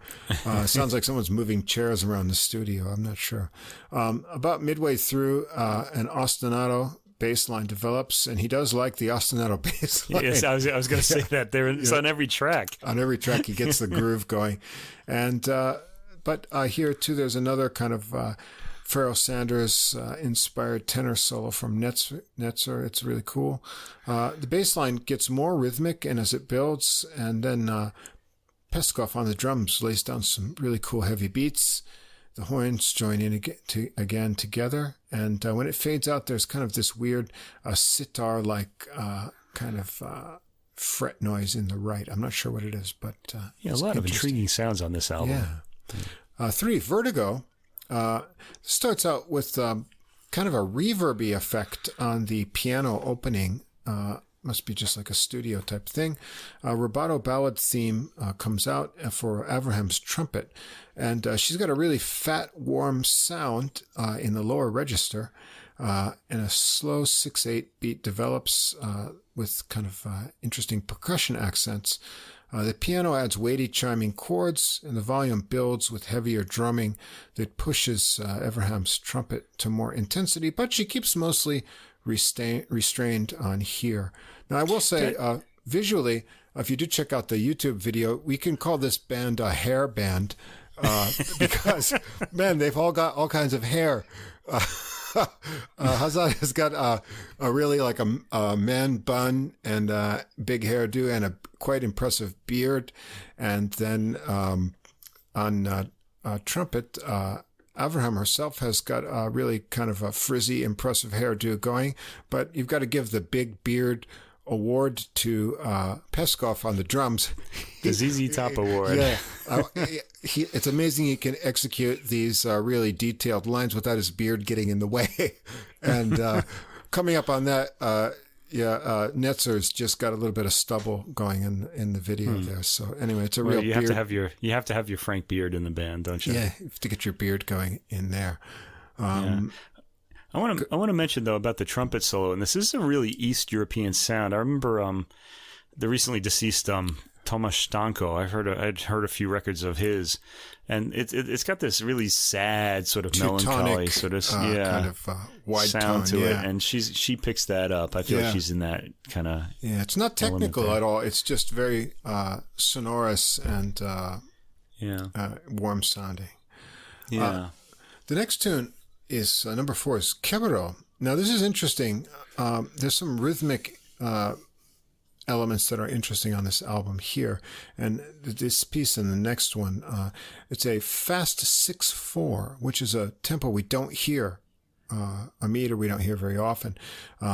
So it's in 6/4 with repeating bass notes and a kind of a modal melody horn line that gives a Middle Eastern feel to it. Peskov gets a lot of nice cymbal work here on the drums that keeps it intense, and Michaeli takes a free-form piano solo that gets some nice horn backing and is built up with the intensifying drumming. It comes to a still point, and then Hasan bring things back with some bass to some more sparse drumming, and then now there seems to be like an 8-beat meter when it reforms. So it goes into something new. Nitzer plays a solo then on Zurna, this reed instrument, which will really transport you. These crying microtonal sounds are one of the high points, I thought, in the uniqueness of this album. It's like crying from the deserts to you. And so you won't hear this in New Orleans, that's for sure. Oh, boy. Couldn't imagine. Yeah, so after that sound, which I thought maybe they should have called this tune the next title, but the next title is called Desert Snake, which I think came out of the basket after that Zurna, those microtones came out. Here, Hasan switches over to the djembri, and he jams out a bit on it, and then he gets a groove going. It's sort of like a Moroccan hoedown. So you have to get on your dancing sandals or whatever they wear. Call anything happening there a hoedown, I guess. A hoedown. And this one is also in 6/4. It's really rhythmically interesting. There's some cool soulful horn lines added over that. And then we get kind of a djembri breakdown. And now it ends up in a 4/4 riff with some subdivided drums joining in. Netzer comes in over the bass and drum jam for some wailing sax. And then it kind of changes the mode, goes into a different mode and scale configuration, and then Abraham joins in on trumpet. Finally, the original theme returns, but with more intensity and rhythm, and the djembri comes back to fade us out. All right. Track 6 is Olam, another 6/8 kind of figure, or this one's not 6/4, but 6/8. This is more of like a waltzing thing. And we get another bass ostinato line. It starts out with some drum fills, slow snaking horn lines and piano come in. There's some harmonic tensions added to the mode that are unexpected. Michaeli takes a piano solo with big open chords, and Abraham comes in with a kind of out there doodling trumpet solo. Well, things get loose a bit before the groove returns. And then the sax doubles the bass ostinato for an ending. Then we get an unusual track on here. 7 is called Old Tart. And great title. Yeah. These rolling intervals and open piano chords introduce a vocal from Rosa Salmon. And the melody has a really lifting harmonic shift in one spot. It doesn't really get repeated. It just goes to a place that you don't expect. The horns play the melody together then over the drum fills by Peskov and chiming piano chords. Hasan plays a bowed bass solo over that, and there's some kind of echoey vocal effects before Salmon returns with the vocal, which is doubled by the horns in unison to take the track out. Kind of haunting and unique tune. So, yeah, I enjoyed this recording. It's got unique Middle Eastern instruments and rhythms, as well as concept, focusing on, a modal approach, which was used in jazz, but introducing some different tones, finding some Middle Eastern modes as well. And then you get this constant groove over them, which works with modal music a lot. Sometimes they're a bit static, but they do give this band a unique concept to work from, and it is interesting and engaging. So yeah, I enjoyed it, and I definitely like to see this group live. I'm sure it would be a blast to groove along with this. Would be quite an experience. Yeah, I thought you said this was modal. I think I'm under the impression that the modal kind of inspiration came from the Middle East, where they're kind of drawing on, right, just local sort of tones rather than, say, the modal jazz period. My favorite track on this was Desert Snake. I thought there were a lot of really interesting elements in that track. Yeah. And part of the thing is some of these tracks, like Desert Snake and Kebero, also with the Middle Eastern instruments and the modes, they kind of outshine a lot of the other tracks because they're just so unusual. So you hear that, you kind of like, then they'll go back to something a little more ordinary to our ears, and you're kind of like, oh, where are all those really cool colors that we heard before? But that's just me. I think this is really it kind of came across as a track by track thing rather than as a cohesive album, but no less enjoyable for that. I liked it a lot. I thought it was good, especially certain tracks, like I said.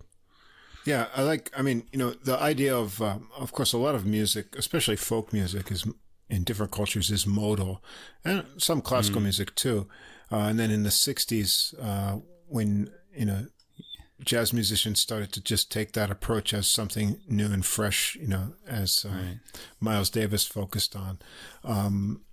But that modal approach is, more native to a lot of people in other cultures around the world and probably easy to identify with. And then they have their own unique modes in each culture, their own instruments were tuned around. And so when they hear sort of these other modes in jazz, it probably sparks an idea from their own cultures. And so it's interesting to see when they can add their own kind of unique spin and take on those. So yeah, really interesting. I'd like to hear some more. Modes are used if folk music exclusively uses modes, I think. And it has this sense of like it springing from the earth or something like that. Like it's sort of like really something of the earth. And then you have the opposite end of the spectrum where you have all the church modes in Gregorian chant where it's kind of floaty sounding. So there's no real anchoring into the earth. You're kind of in the spiritual realm, What I like too in the modal things is like when you get a mode that's explored, and then you can do different things. Like in the first track, it's not really that modal. It has that this 3-chord thing, but then you take one step outside of that, and it creates such a tension when you bring it back in, or when you have a modal piece that's on a mode, and then when the mode shifts to something new, it's really like a new dimension, and you don't get that same feeling in sort of chord progression based music because your mind has been conforming and trying to follow the progression, and ultimately getting back to that tonic or a new tonic, but the dominant and subdominant and kind of things. And then when the modes shift, it's a different kind of feeling altogether. Which almost like entering a new color. And so that's always kind of enjoyable. And the approach here is, a lot of fun. You can hear a lot of, if anyone who's interested in exploring this in classical music, you can hear a lot of modes being used in early 20th century music, really the modernist era, and up until World War II, which really just ended everything good about the arts for a while. Yes. Yeah. All right. Except for movies. So on to second bass, and I've got to say this, although I have to say Shay Hasan has a very interesting album cover. Check out the artwork on that. Yeah. But this one definitely wins the album cover of the week, the episode award. This is Hard Times by bassist Michael Feinberg on the Fresh Sound label, and it has a Western album cover, out of Morricone. It's like a Clint Eastwood movie. Yeah, Clint Eastwood title, and I like it's got in quotations when the going got tough, the tough got swinging. Which I thought was a great thing to have on a jazz album. Here we have the up and coming. I'm not sure how many albums he's got as his own on a leader. Maybe this is his sixth one. Michael Feinberg. Yeah, if I came across this in a store, I wouldn't know it was a jazz album just from the cover, you know? It's like a soundtrack, to a Western. Yeah. But we've got Michael Feinberg on bass and electric bass. Billy Buss on trumpet, who puts in some fine work on here. Randy Brecker as a guest on trumpet, who doesn't get enough to say on here. Yeah, you got this great soloist on this track, and he hardly plays. It's really Godwin Lewis on alto sax, Noah Preminger on tenor sax, Orrin Evans on piano, Leo Genovese on other keyboards, which include some organ, some synthy things, and I think electric piano, and Jeff Tane Watts on drums, who puts a big sculpting sound on here, and also Gabriel Globos Hojnic on percussion. This album is it takes you through a lot of different areas and styles of music. And let's see, starts out with a piece just called Introduction, which begins with a electric piano kind of wash sound and gentle horn figures. The piano soloing is sort of traded off with electric piano, so you have both keyboardists on here, and also some synth sounds, and Feinberg gets some deep bass lines in here, and you also get a feel for Watts's unique kind of textures that he plays on drums. If you haven't heard him before, whatever album he plays on, he makes a mark, especially with his rhythms and cymbal work. I saw him play with Michael Brecker many years back in Osaka, the now disappeared Blue Note that was once in Osaka. But he's definitely a very individualistic drummer. Track 2, Nardis. By the way, I just want to say this. I heard that in headphones, and there's kind of there's a bit of studio stuff going on in here too. With somebody's moving the pan knob back and forth, so you can hear certain sounds going from ear to ear. Those keyboard sounds wash back and forth on this track. Right. Yeah. So they kind of manipulated them a little bit. Yeah. Anyway. 2, Nardis, Miles Davis tune. Watts lays the beat, and Feinberg puts an ostinato bass line over it. Orrin Evans gets some rapid repeated notes in an intro. And then Billy Buss squeezes the melody lines on the trumpet, a little bit different from the version you may be used to. Evans starts piano solo over the repeating bass, but it's often running over a racing bass line, and then handed off to Billy Buss for a rapid-fire solo. He does a lot of good trumpet work on this album. I've heard him before, but this one left more of an impression on me. He's left alone with for a bit with just the drums before the bass and piano come back in. The melody is back with electric piano kind of percolating underneath before the bass line returns and stretches out to the end. Track 3, the Husafel Stone. This starts with a piano vamp that gives Watts some nice beat mixing space, kind of his trademark in the intro. The moto melody shifts fluidly on trumpet and sax, and then Evans is off charging on a solo over Feinberg's walking bass. Billy Buss gets a trumpet solo next, and he's very agile here, weaving lines with lots of intervals and making it way up into the upper register. And I really like how he takes chances in his solos. We don't hear that so much these days, especially from studio recordings where players can go back and fix their mistakes until they get the solo they had imagined, but it often makes things kind of antiseptic. When you listen back to, the recordings in the 60s of Freddie Hubbard and Lee Morgan, what made them so great is they did make mistakes, but it's how they recovered and worked those into their overall arc of what they were playing that I thought made them great players. Nowadays, they just go back and do that part of the track over again. But I really like Billy Buss's adventurousness in his trumpet solos. Yeah, me too. We had talked about this on a previous episode, hadn't we? That mistakes are really just like a door to a new sort of idea. In music and improvised music, and really a lot of the arts, if you're Yeah, I like when players like challenge themselves, whatever it is. If it's technically, harmonically, or melodically, they sort of paint themselves into a difficult position, and they may not have known how they were going to resolve something or get out of it, but then they're forced into that, and then what comes next and how they get out of that is often really interesting. And so I like players who sort of build themselves into a difficult kind of spot and then get out of it. And I sense that in Billy Buss's trumpet playing. And so, that was fun. Track 4, Walk Spirit, Talk Spirit. This is a McCoy Tyner tune. It's a nice groove with Latin percussion. Smooth horns on the sexy melody. There's a funky distorted piano solo. How did they do that? I don't know. It's like a regular piano, but it's like distorted through a guitar amp.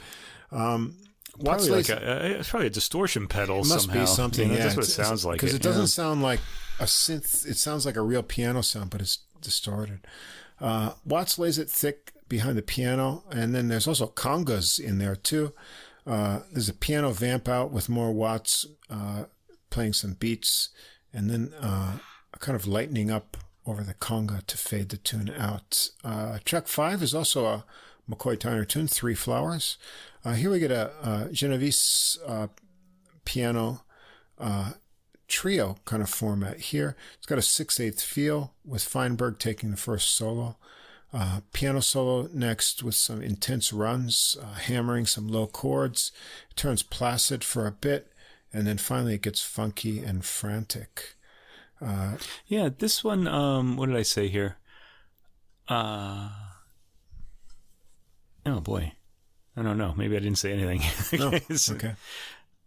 I thought I did. Oh, well. Anyway, I had an idea and then it just went away. Oh, right. Well. 6, Janky in the middle. This one has both piano and electric piano, and they're doodling kind of in an intro until a bass and drum groove get going into 6/4. You've got some reverby trumpet and sax giving the melody. Funky bass and electric piano set a hypnotic groove for a nice trumpet solo again by Billy Buss. He surfs the modes, finding good tension notes and mixing up the rhythm. Godwin Lewis is up next on alto sax for a rhythmically tight solo, and then Feinberg drives the ostinato bass underneath as the trumpet and sax trade. And we'll get back to the melody for a final round, and bass joins the horns for the final repeated riff, kind of a funky one here. I remember what I wanted to say. It was Leo Genovese's playing. I really liked his playing throughout this entire album. I just wanted to make sure I got that in there. He had a really good sound and just really tasteful playing throughout. Choice to have two keyboard players, on an album, especially with Orrin Evans. It's kind of getting a up and coming name there too, and to have them doing different things. But Genovese in general here, he's taking. He drew my attention. Yeah, the other keyboards, electric piano and stuff. But here he's on that track. He's featured more. 7, Every Damn Day. I guess this is sort of a social commentary on various things that happened in America in the last year or so. Mournful Horns introduce a melody, but blow freely over the slow beat. Things spiral down as a kind of dirge develops with the help of the piano. Then the alto emerges for a bit, and then Watts pounds out a hard beat to the end. There's not really any true soloing in here. It's sort of a composed piece. Track 8, Lauren's Song. I think this is one he wrote for his wife, Feinberg. It's a really pretty ballad. Yeah, very pretty.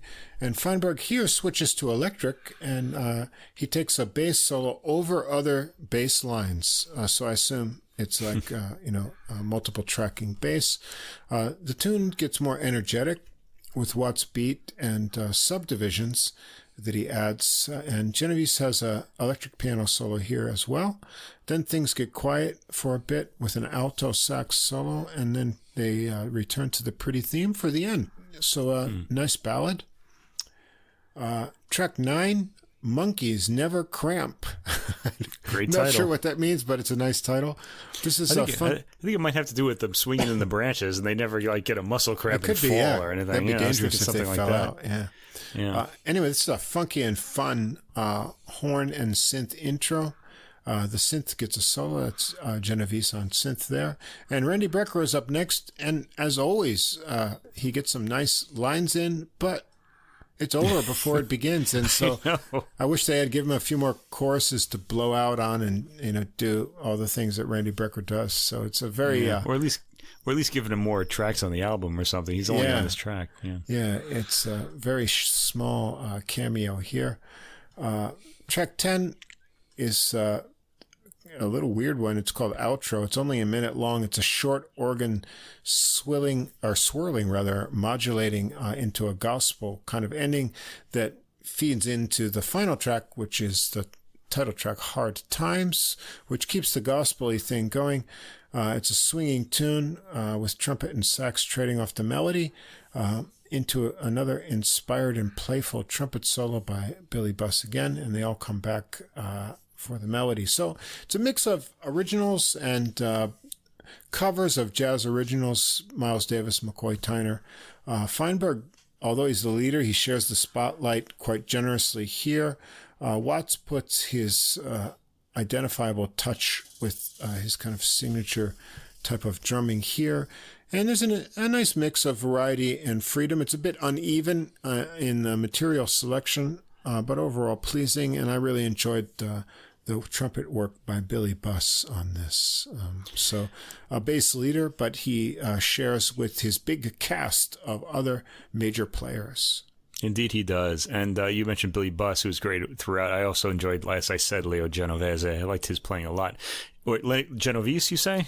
Genovese, he did the American way? Genovese, okay. Yeah, I liked all of the inventive solos and ensemble work on this album. It just kept the ear engaged throughout. There's a lot of variety. And great solos too. Really nice ideas. Yeah. Recommend it. I liked it. Check it out. And finally, I saved this a real treat for last because, this is actually, I should not say it's a bass led album because it's billed equally among the players because they're all major figures. But the bass player is, of course, the most recorded bass player in jazz, Mr. Ron Carter, who's recorded... Always great to hear him. I don't know, more than 2,000 recordings that he's, or sessions that he's been on. And he shares the bill here with great drummer Jack DeJohnette and the Cuban pianist Gonzalo Rubalcaba. And I should mention Ron Carter's in his 80s now, and Jack DeJohnette is 79, I think. So these are elder statesmen in jazz, but they're still playing with a youthful vigor. And they've both performed and recorded with Rubalcaba before, so this is sort of a reunion in ways. It's on 5 Passion Records, and the title is called Skyline. And so Cuban-born Rubalcaba reunites with his mentors. That's how this recording is built. And let's see, they've played before, I think Ron Carter on the album Diz, which was 1994, and with Jack DeJohnette on Images. This was maybe around 1991, and also The Blessing around the same time, and some other recordings on Blue Note. And then Rubalcaba was up and coming around that time, showing his virtuosic technique and unique improvisations. And he's been nominated for some Grammy Awards as a composer and performer, and he's got 2 Grammys for Best Latin Jazz Album and for the producer of Charlie Hayden's albums Nocturne and Land of the Sun. So we've got a intriguing trio here. And apparently they're going to record 3 albums together, and this is the first of the set, so more to look forward to. In fact, I'd look forward to the other 2 after hearing this one. Yeah, and so here, each of the musicians offers up a pair of tunes they've previously recorded. we start out with Lagrimas Negras. This is Miguel Matamoros' tune. This is a Cuban romantic kind of bolero tune. The opening melody by Rubalcaba is into a very rhythmic Ron Carter bass solo, and then Rubalcaba solos after that. He gets a real clear articulation, lots of space between the choppy left-hand chords. The rhythm carries it along. The intensity builds, and he has some intense hammering and runs before returning to the melody.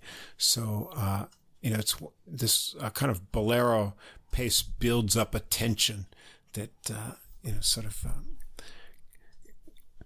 I'm kind of feeds something up inside. Yeah. What was that?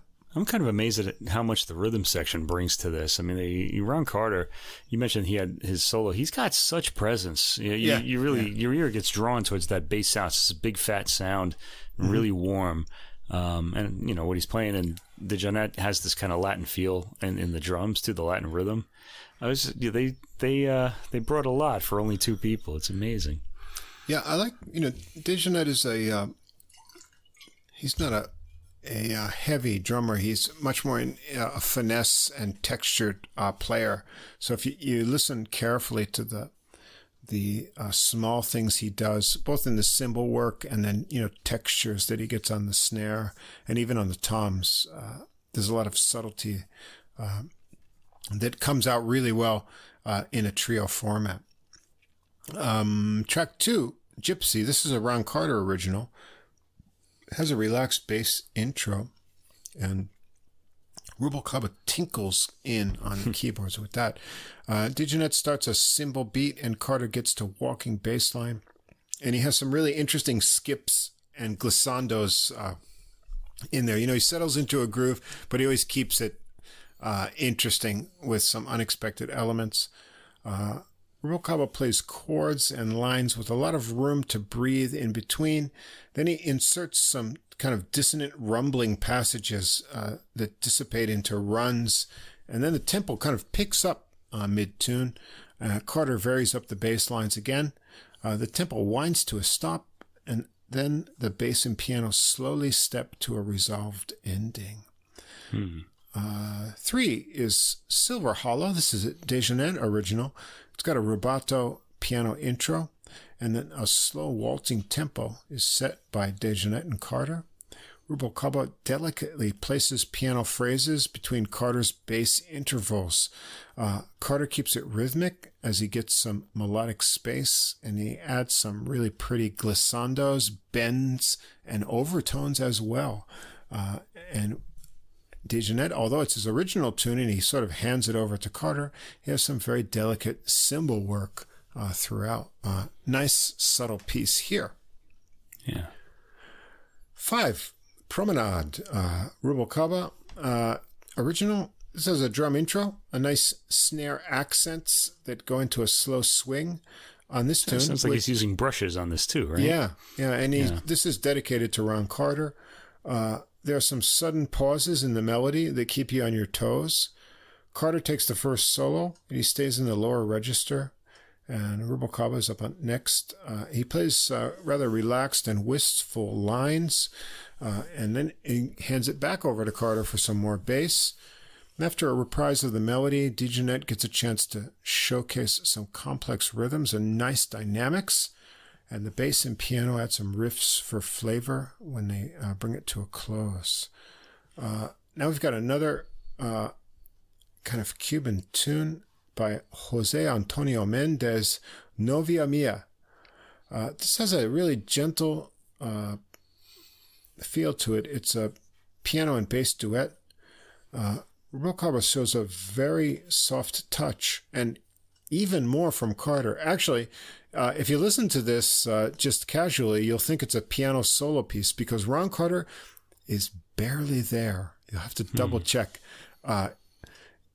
He plays the bare minimum necessary. So this is really lovely minimalist piece on this one, Novia Mia. And then 6 is a Carter original, Quiet Place. That's a medium slow waltz with a closely harmonized piano melody. It's the harmonic tones are very close together. Rubalcaba has a melodic relaxed solo with occasional legato runs, and Dejournette keeps it light with the brushes, while Carter keeps the waltz pulse with some interesting intervals in his lines. 7 is another Dejournette original, Ahmad the Terrible. This one features bendy bass notes and glissandos in the bass with a sparse piano opening. The main tune starts with a series of modulating piano figures, and the piano and bass double the bass kind of line in here. After the theme, it shifts into a swing with Carter alternating walking lines and one-note bass patterns for the sections, and Rubalcaba swings his solo over those, and Dejournette keeps it riding with precise cymbal work and tasty fills. Carter varies up the bass line with some different intervals as it goes along, and then Dejournette gets some creative drumming under some chord vamping before they return to the original intro figure, and then he gets some more fills in the gaps before the end. So kind of interesting original piece from the drummer. Who do you suppose Ahmad is? You think it's Ahmad Jamal? Oh, I wonder. Yeah, I was wondering about that too. It's a piano-driven piece, so I was kind of thinking, even though it's by Dejournette. The Terrible. It could be it doesn't mean terrible bad. It means terrible, like terrifying. Terrifying. Like frightening monster player. Yeah. 8 is Siempre Maria. Another. This is a Rubalcaba original, and this is another bolero tune, Cuban style. The syncopated melody creates a sense of expectation. Carter takes a short solo, and Rubalcaba comes right back in. Midway through, Carter sets a slow two-note pattern groove that Dejournette fills into, and that pushes Rubalcaba into interesting, complex rhythmic ideas. And if you listen to the drums on this one, you'll see that Dejournette adds a kind of crispy, tight cymbal into that fun. It's almost like, your Rice Krispies in the morning or something. It's really tight into that, so it's good. Yeah. And the last track on the album is called Ran Jackruba, one word. A melding of their names together. Apparently, from the album notes, this was a spontaneous recording that they didn't know was happening. They were just jamming around. I'm not sure if that's true. But, it's very... how can I say? It's a bit old-timey to me. It's kind of old-timey, but also inventive and carefree, because maybe they didn't think this was going to be included in it for anything, so they sort of let loose a little bit.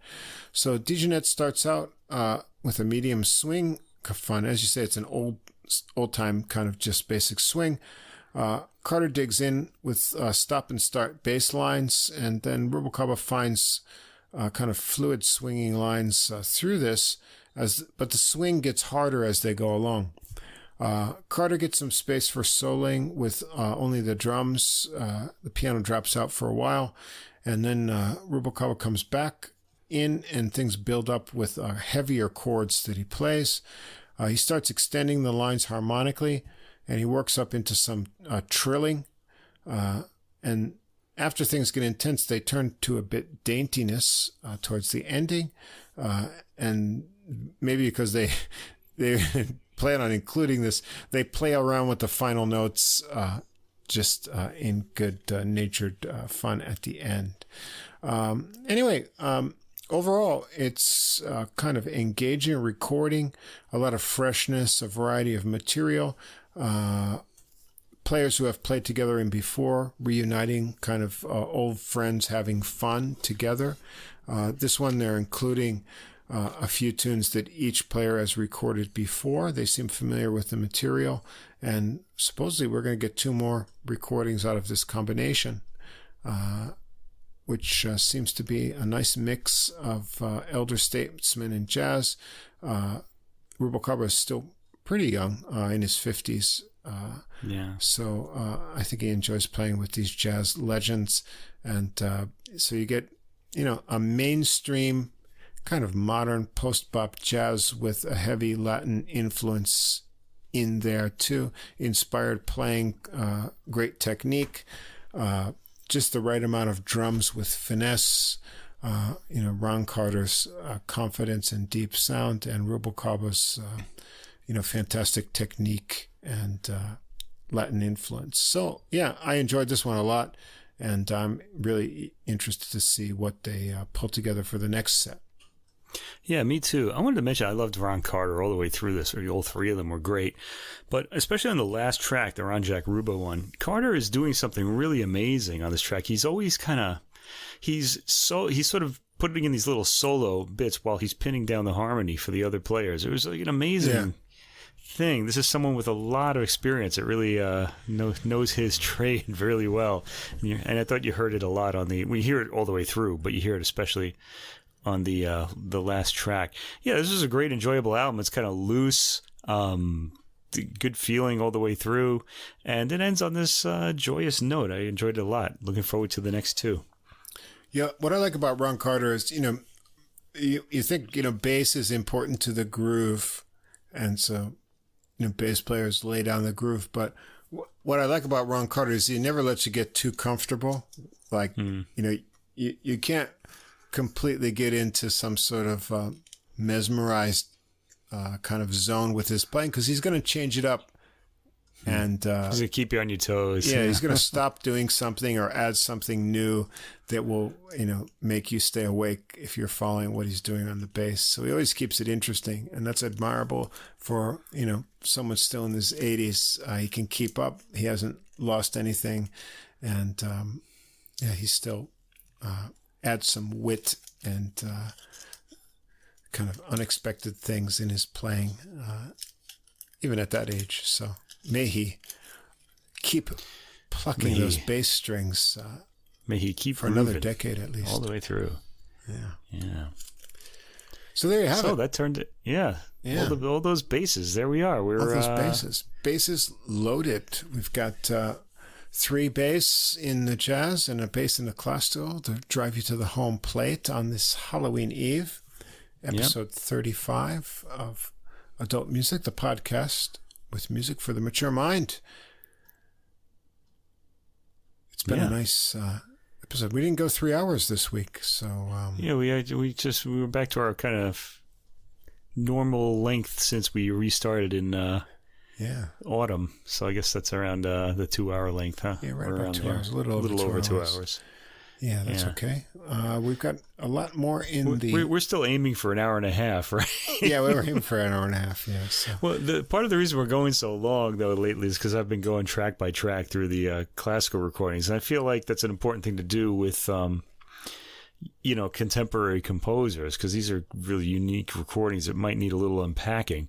And if we were doing all Beethoven, I don't think I have to go through every track of those, although we went through all 5 Beethoven concertos last week pretty quickly, but nevertheless, we did a lot of chatting too, though, so there was a lot, that one went pretty long for that reason. Yeah.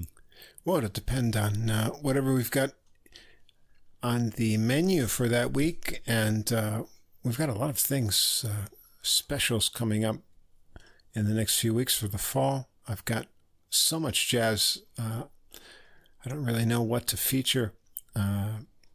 We'll have some more contemporary music next week, by the way, listeners, and classical music. So. Could get some more avant-garde things. I've got lots of recordings. I got some brass features and things set to go. We've got possible vocal things. And I hate to say this because, it's still technically October, but there's a bunch of Christmas recordings coming out. But I just can't let myself listen to any of those until at least Thanksgiving, because if I do that, no one will get Christmas presents. So I'll already be Scrooged out. Yeah. Yeah. I sort of see for most Americans, like the holiday season starts Thanksgiving. Right. And then if you're like a Christian, it would start with Advent, which I think this year is November 28th or so. Right. For me, the whole thing starts with the feast of Saint Cecilia, the patron saint of music in the Catholic Church. And that's November 22nd. So for me, that's when it all kind of starts out for me. I started a little early with the Christmas songs. I've got a few classical recordings I could talk. There's a good one of medieval Christmas music. I want to really push that on the listeners because I feel like we should be listening to more of that. It's pretty fantastic. But I don't know that I'm going to have 3 new ones. They might be from the last year. There's a Lagrenzi Christmas Mass, which isn't really Christmassy at all, but it's supposed to be for Christmas. And something from last year, I think I'll have. It depends, unless something great comes out in the next few weeks. If we do something Christmassy, I think we can. I think we should, because it's our first year. We should celebrate Christmas with the listeners. And then once we get in the new year, we've been discussing to have a best of the first year of adult music. I think we should do that right before New Year's. We should have. We could do that too. Give our top 10 lists. So we've been thinking about a sort of bizarre approach to it, where we each pick the opposite category that we usually prepare. And the ones we liked the best, like the jazz records that I like the best, and the classical records that Russ liked the best. And then at the end, each of us will get to add recordings from our categories, to the ones that the other person did. This should be a fun way to sort of end out the year. And I think I could come up with 10 jazz recordings from this year. Yeah, easily. No problem. What do we have? 35 episodes? 6 and each, 3 on each episode? Or like 100. We got hundreds of things to go back and should choose be easy. from. Yeah, no problem at all. I always say to people that my top 10 list always has like 30 recordings on it, But then they say, well, why don't you call it a top 30 list? And of course, it's because that list has 50 recordings on it, So. Yep. Yeah. Not enough time to listen to everything. Right. All right. So thanks for staying with us to the end on this episode 35 of Adult Music Podcast, the podcast with music for the mature mind. Once again, if you enjoyed the podcast, please do like, subscribe, send a comment to us, help us get up into the browsing categories. Or if you'd like to contact us directly, please do by email at adultmusicpodcast, that's all one word, at gmail.com. We'd love to hear from you, and we'll be back again next week for episode 36 with more music for the mature mind. Until then, happy Halloween, and we'll see you in November.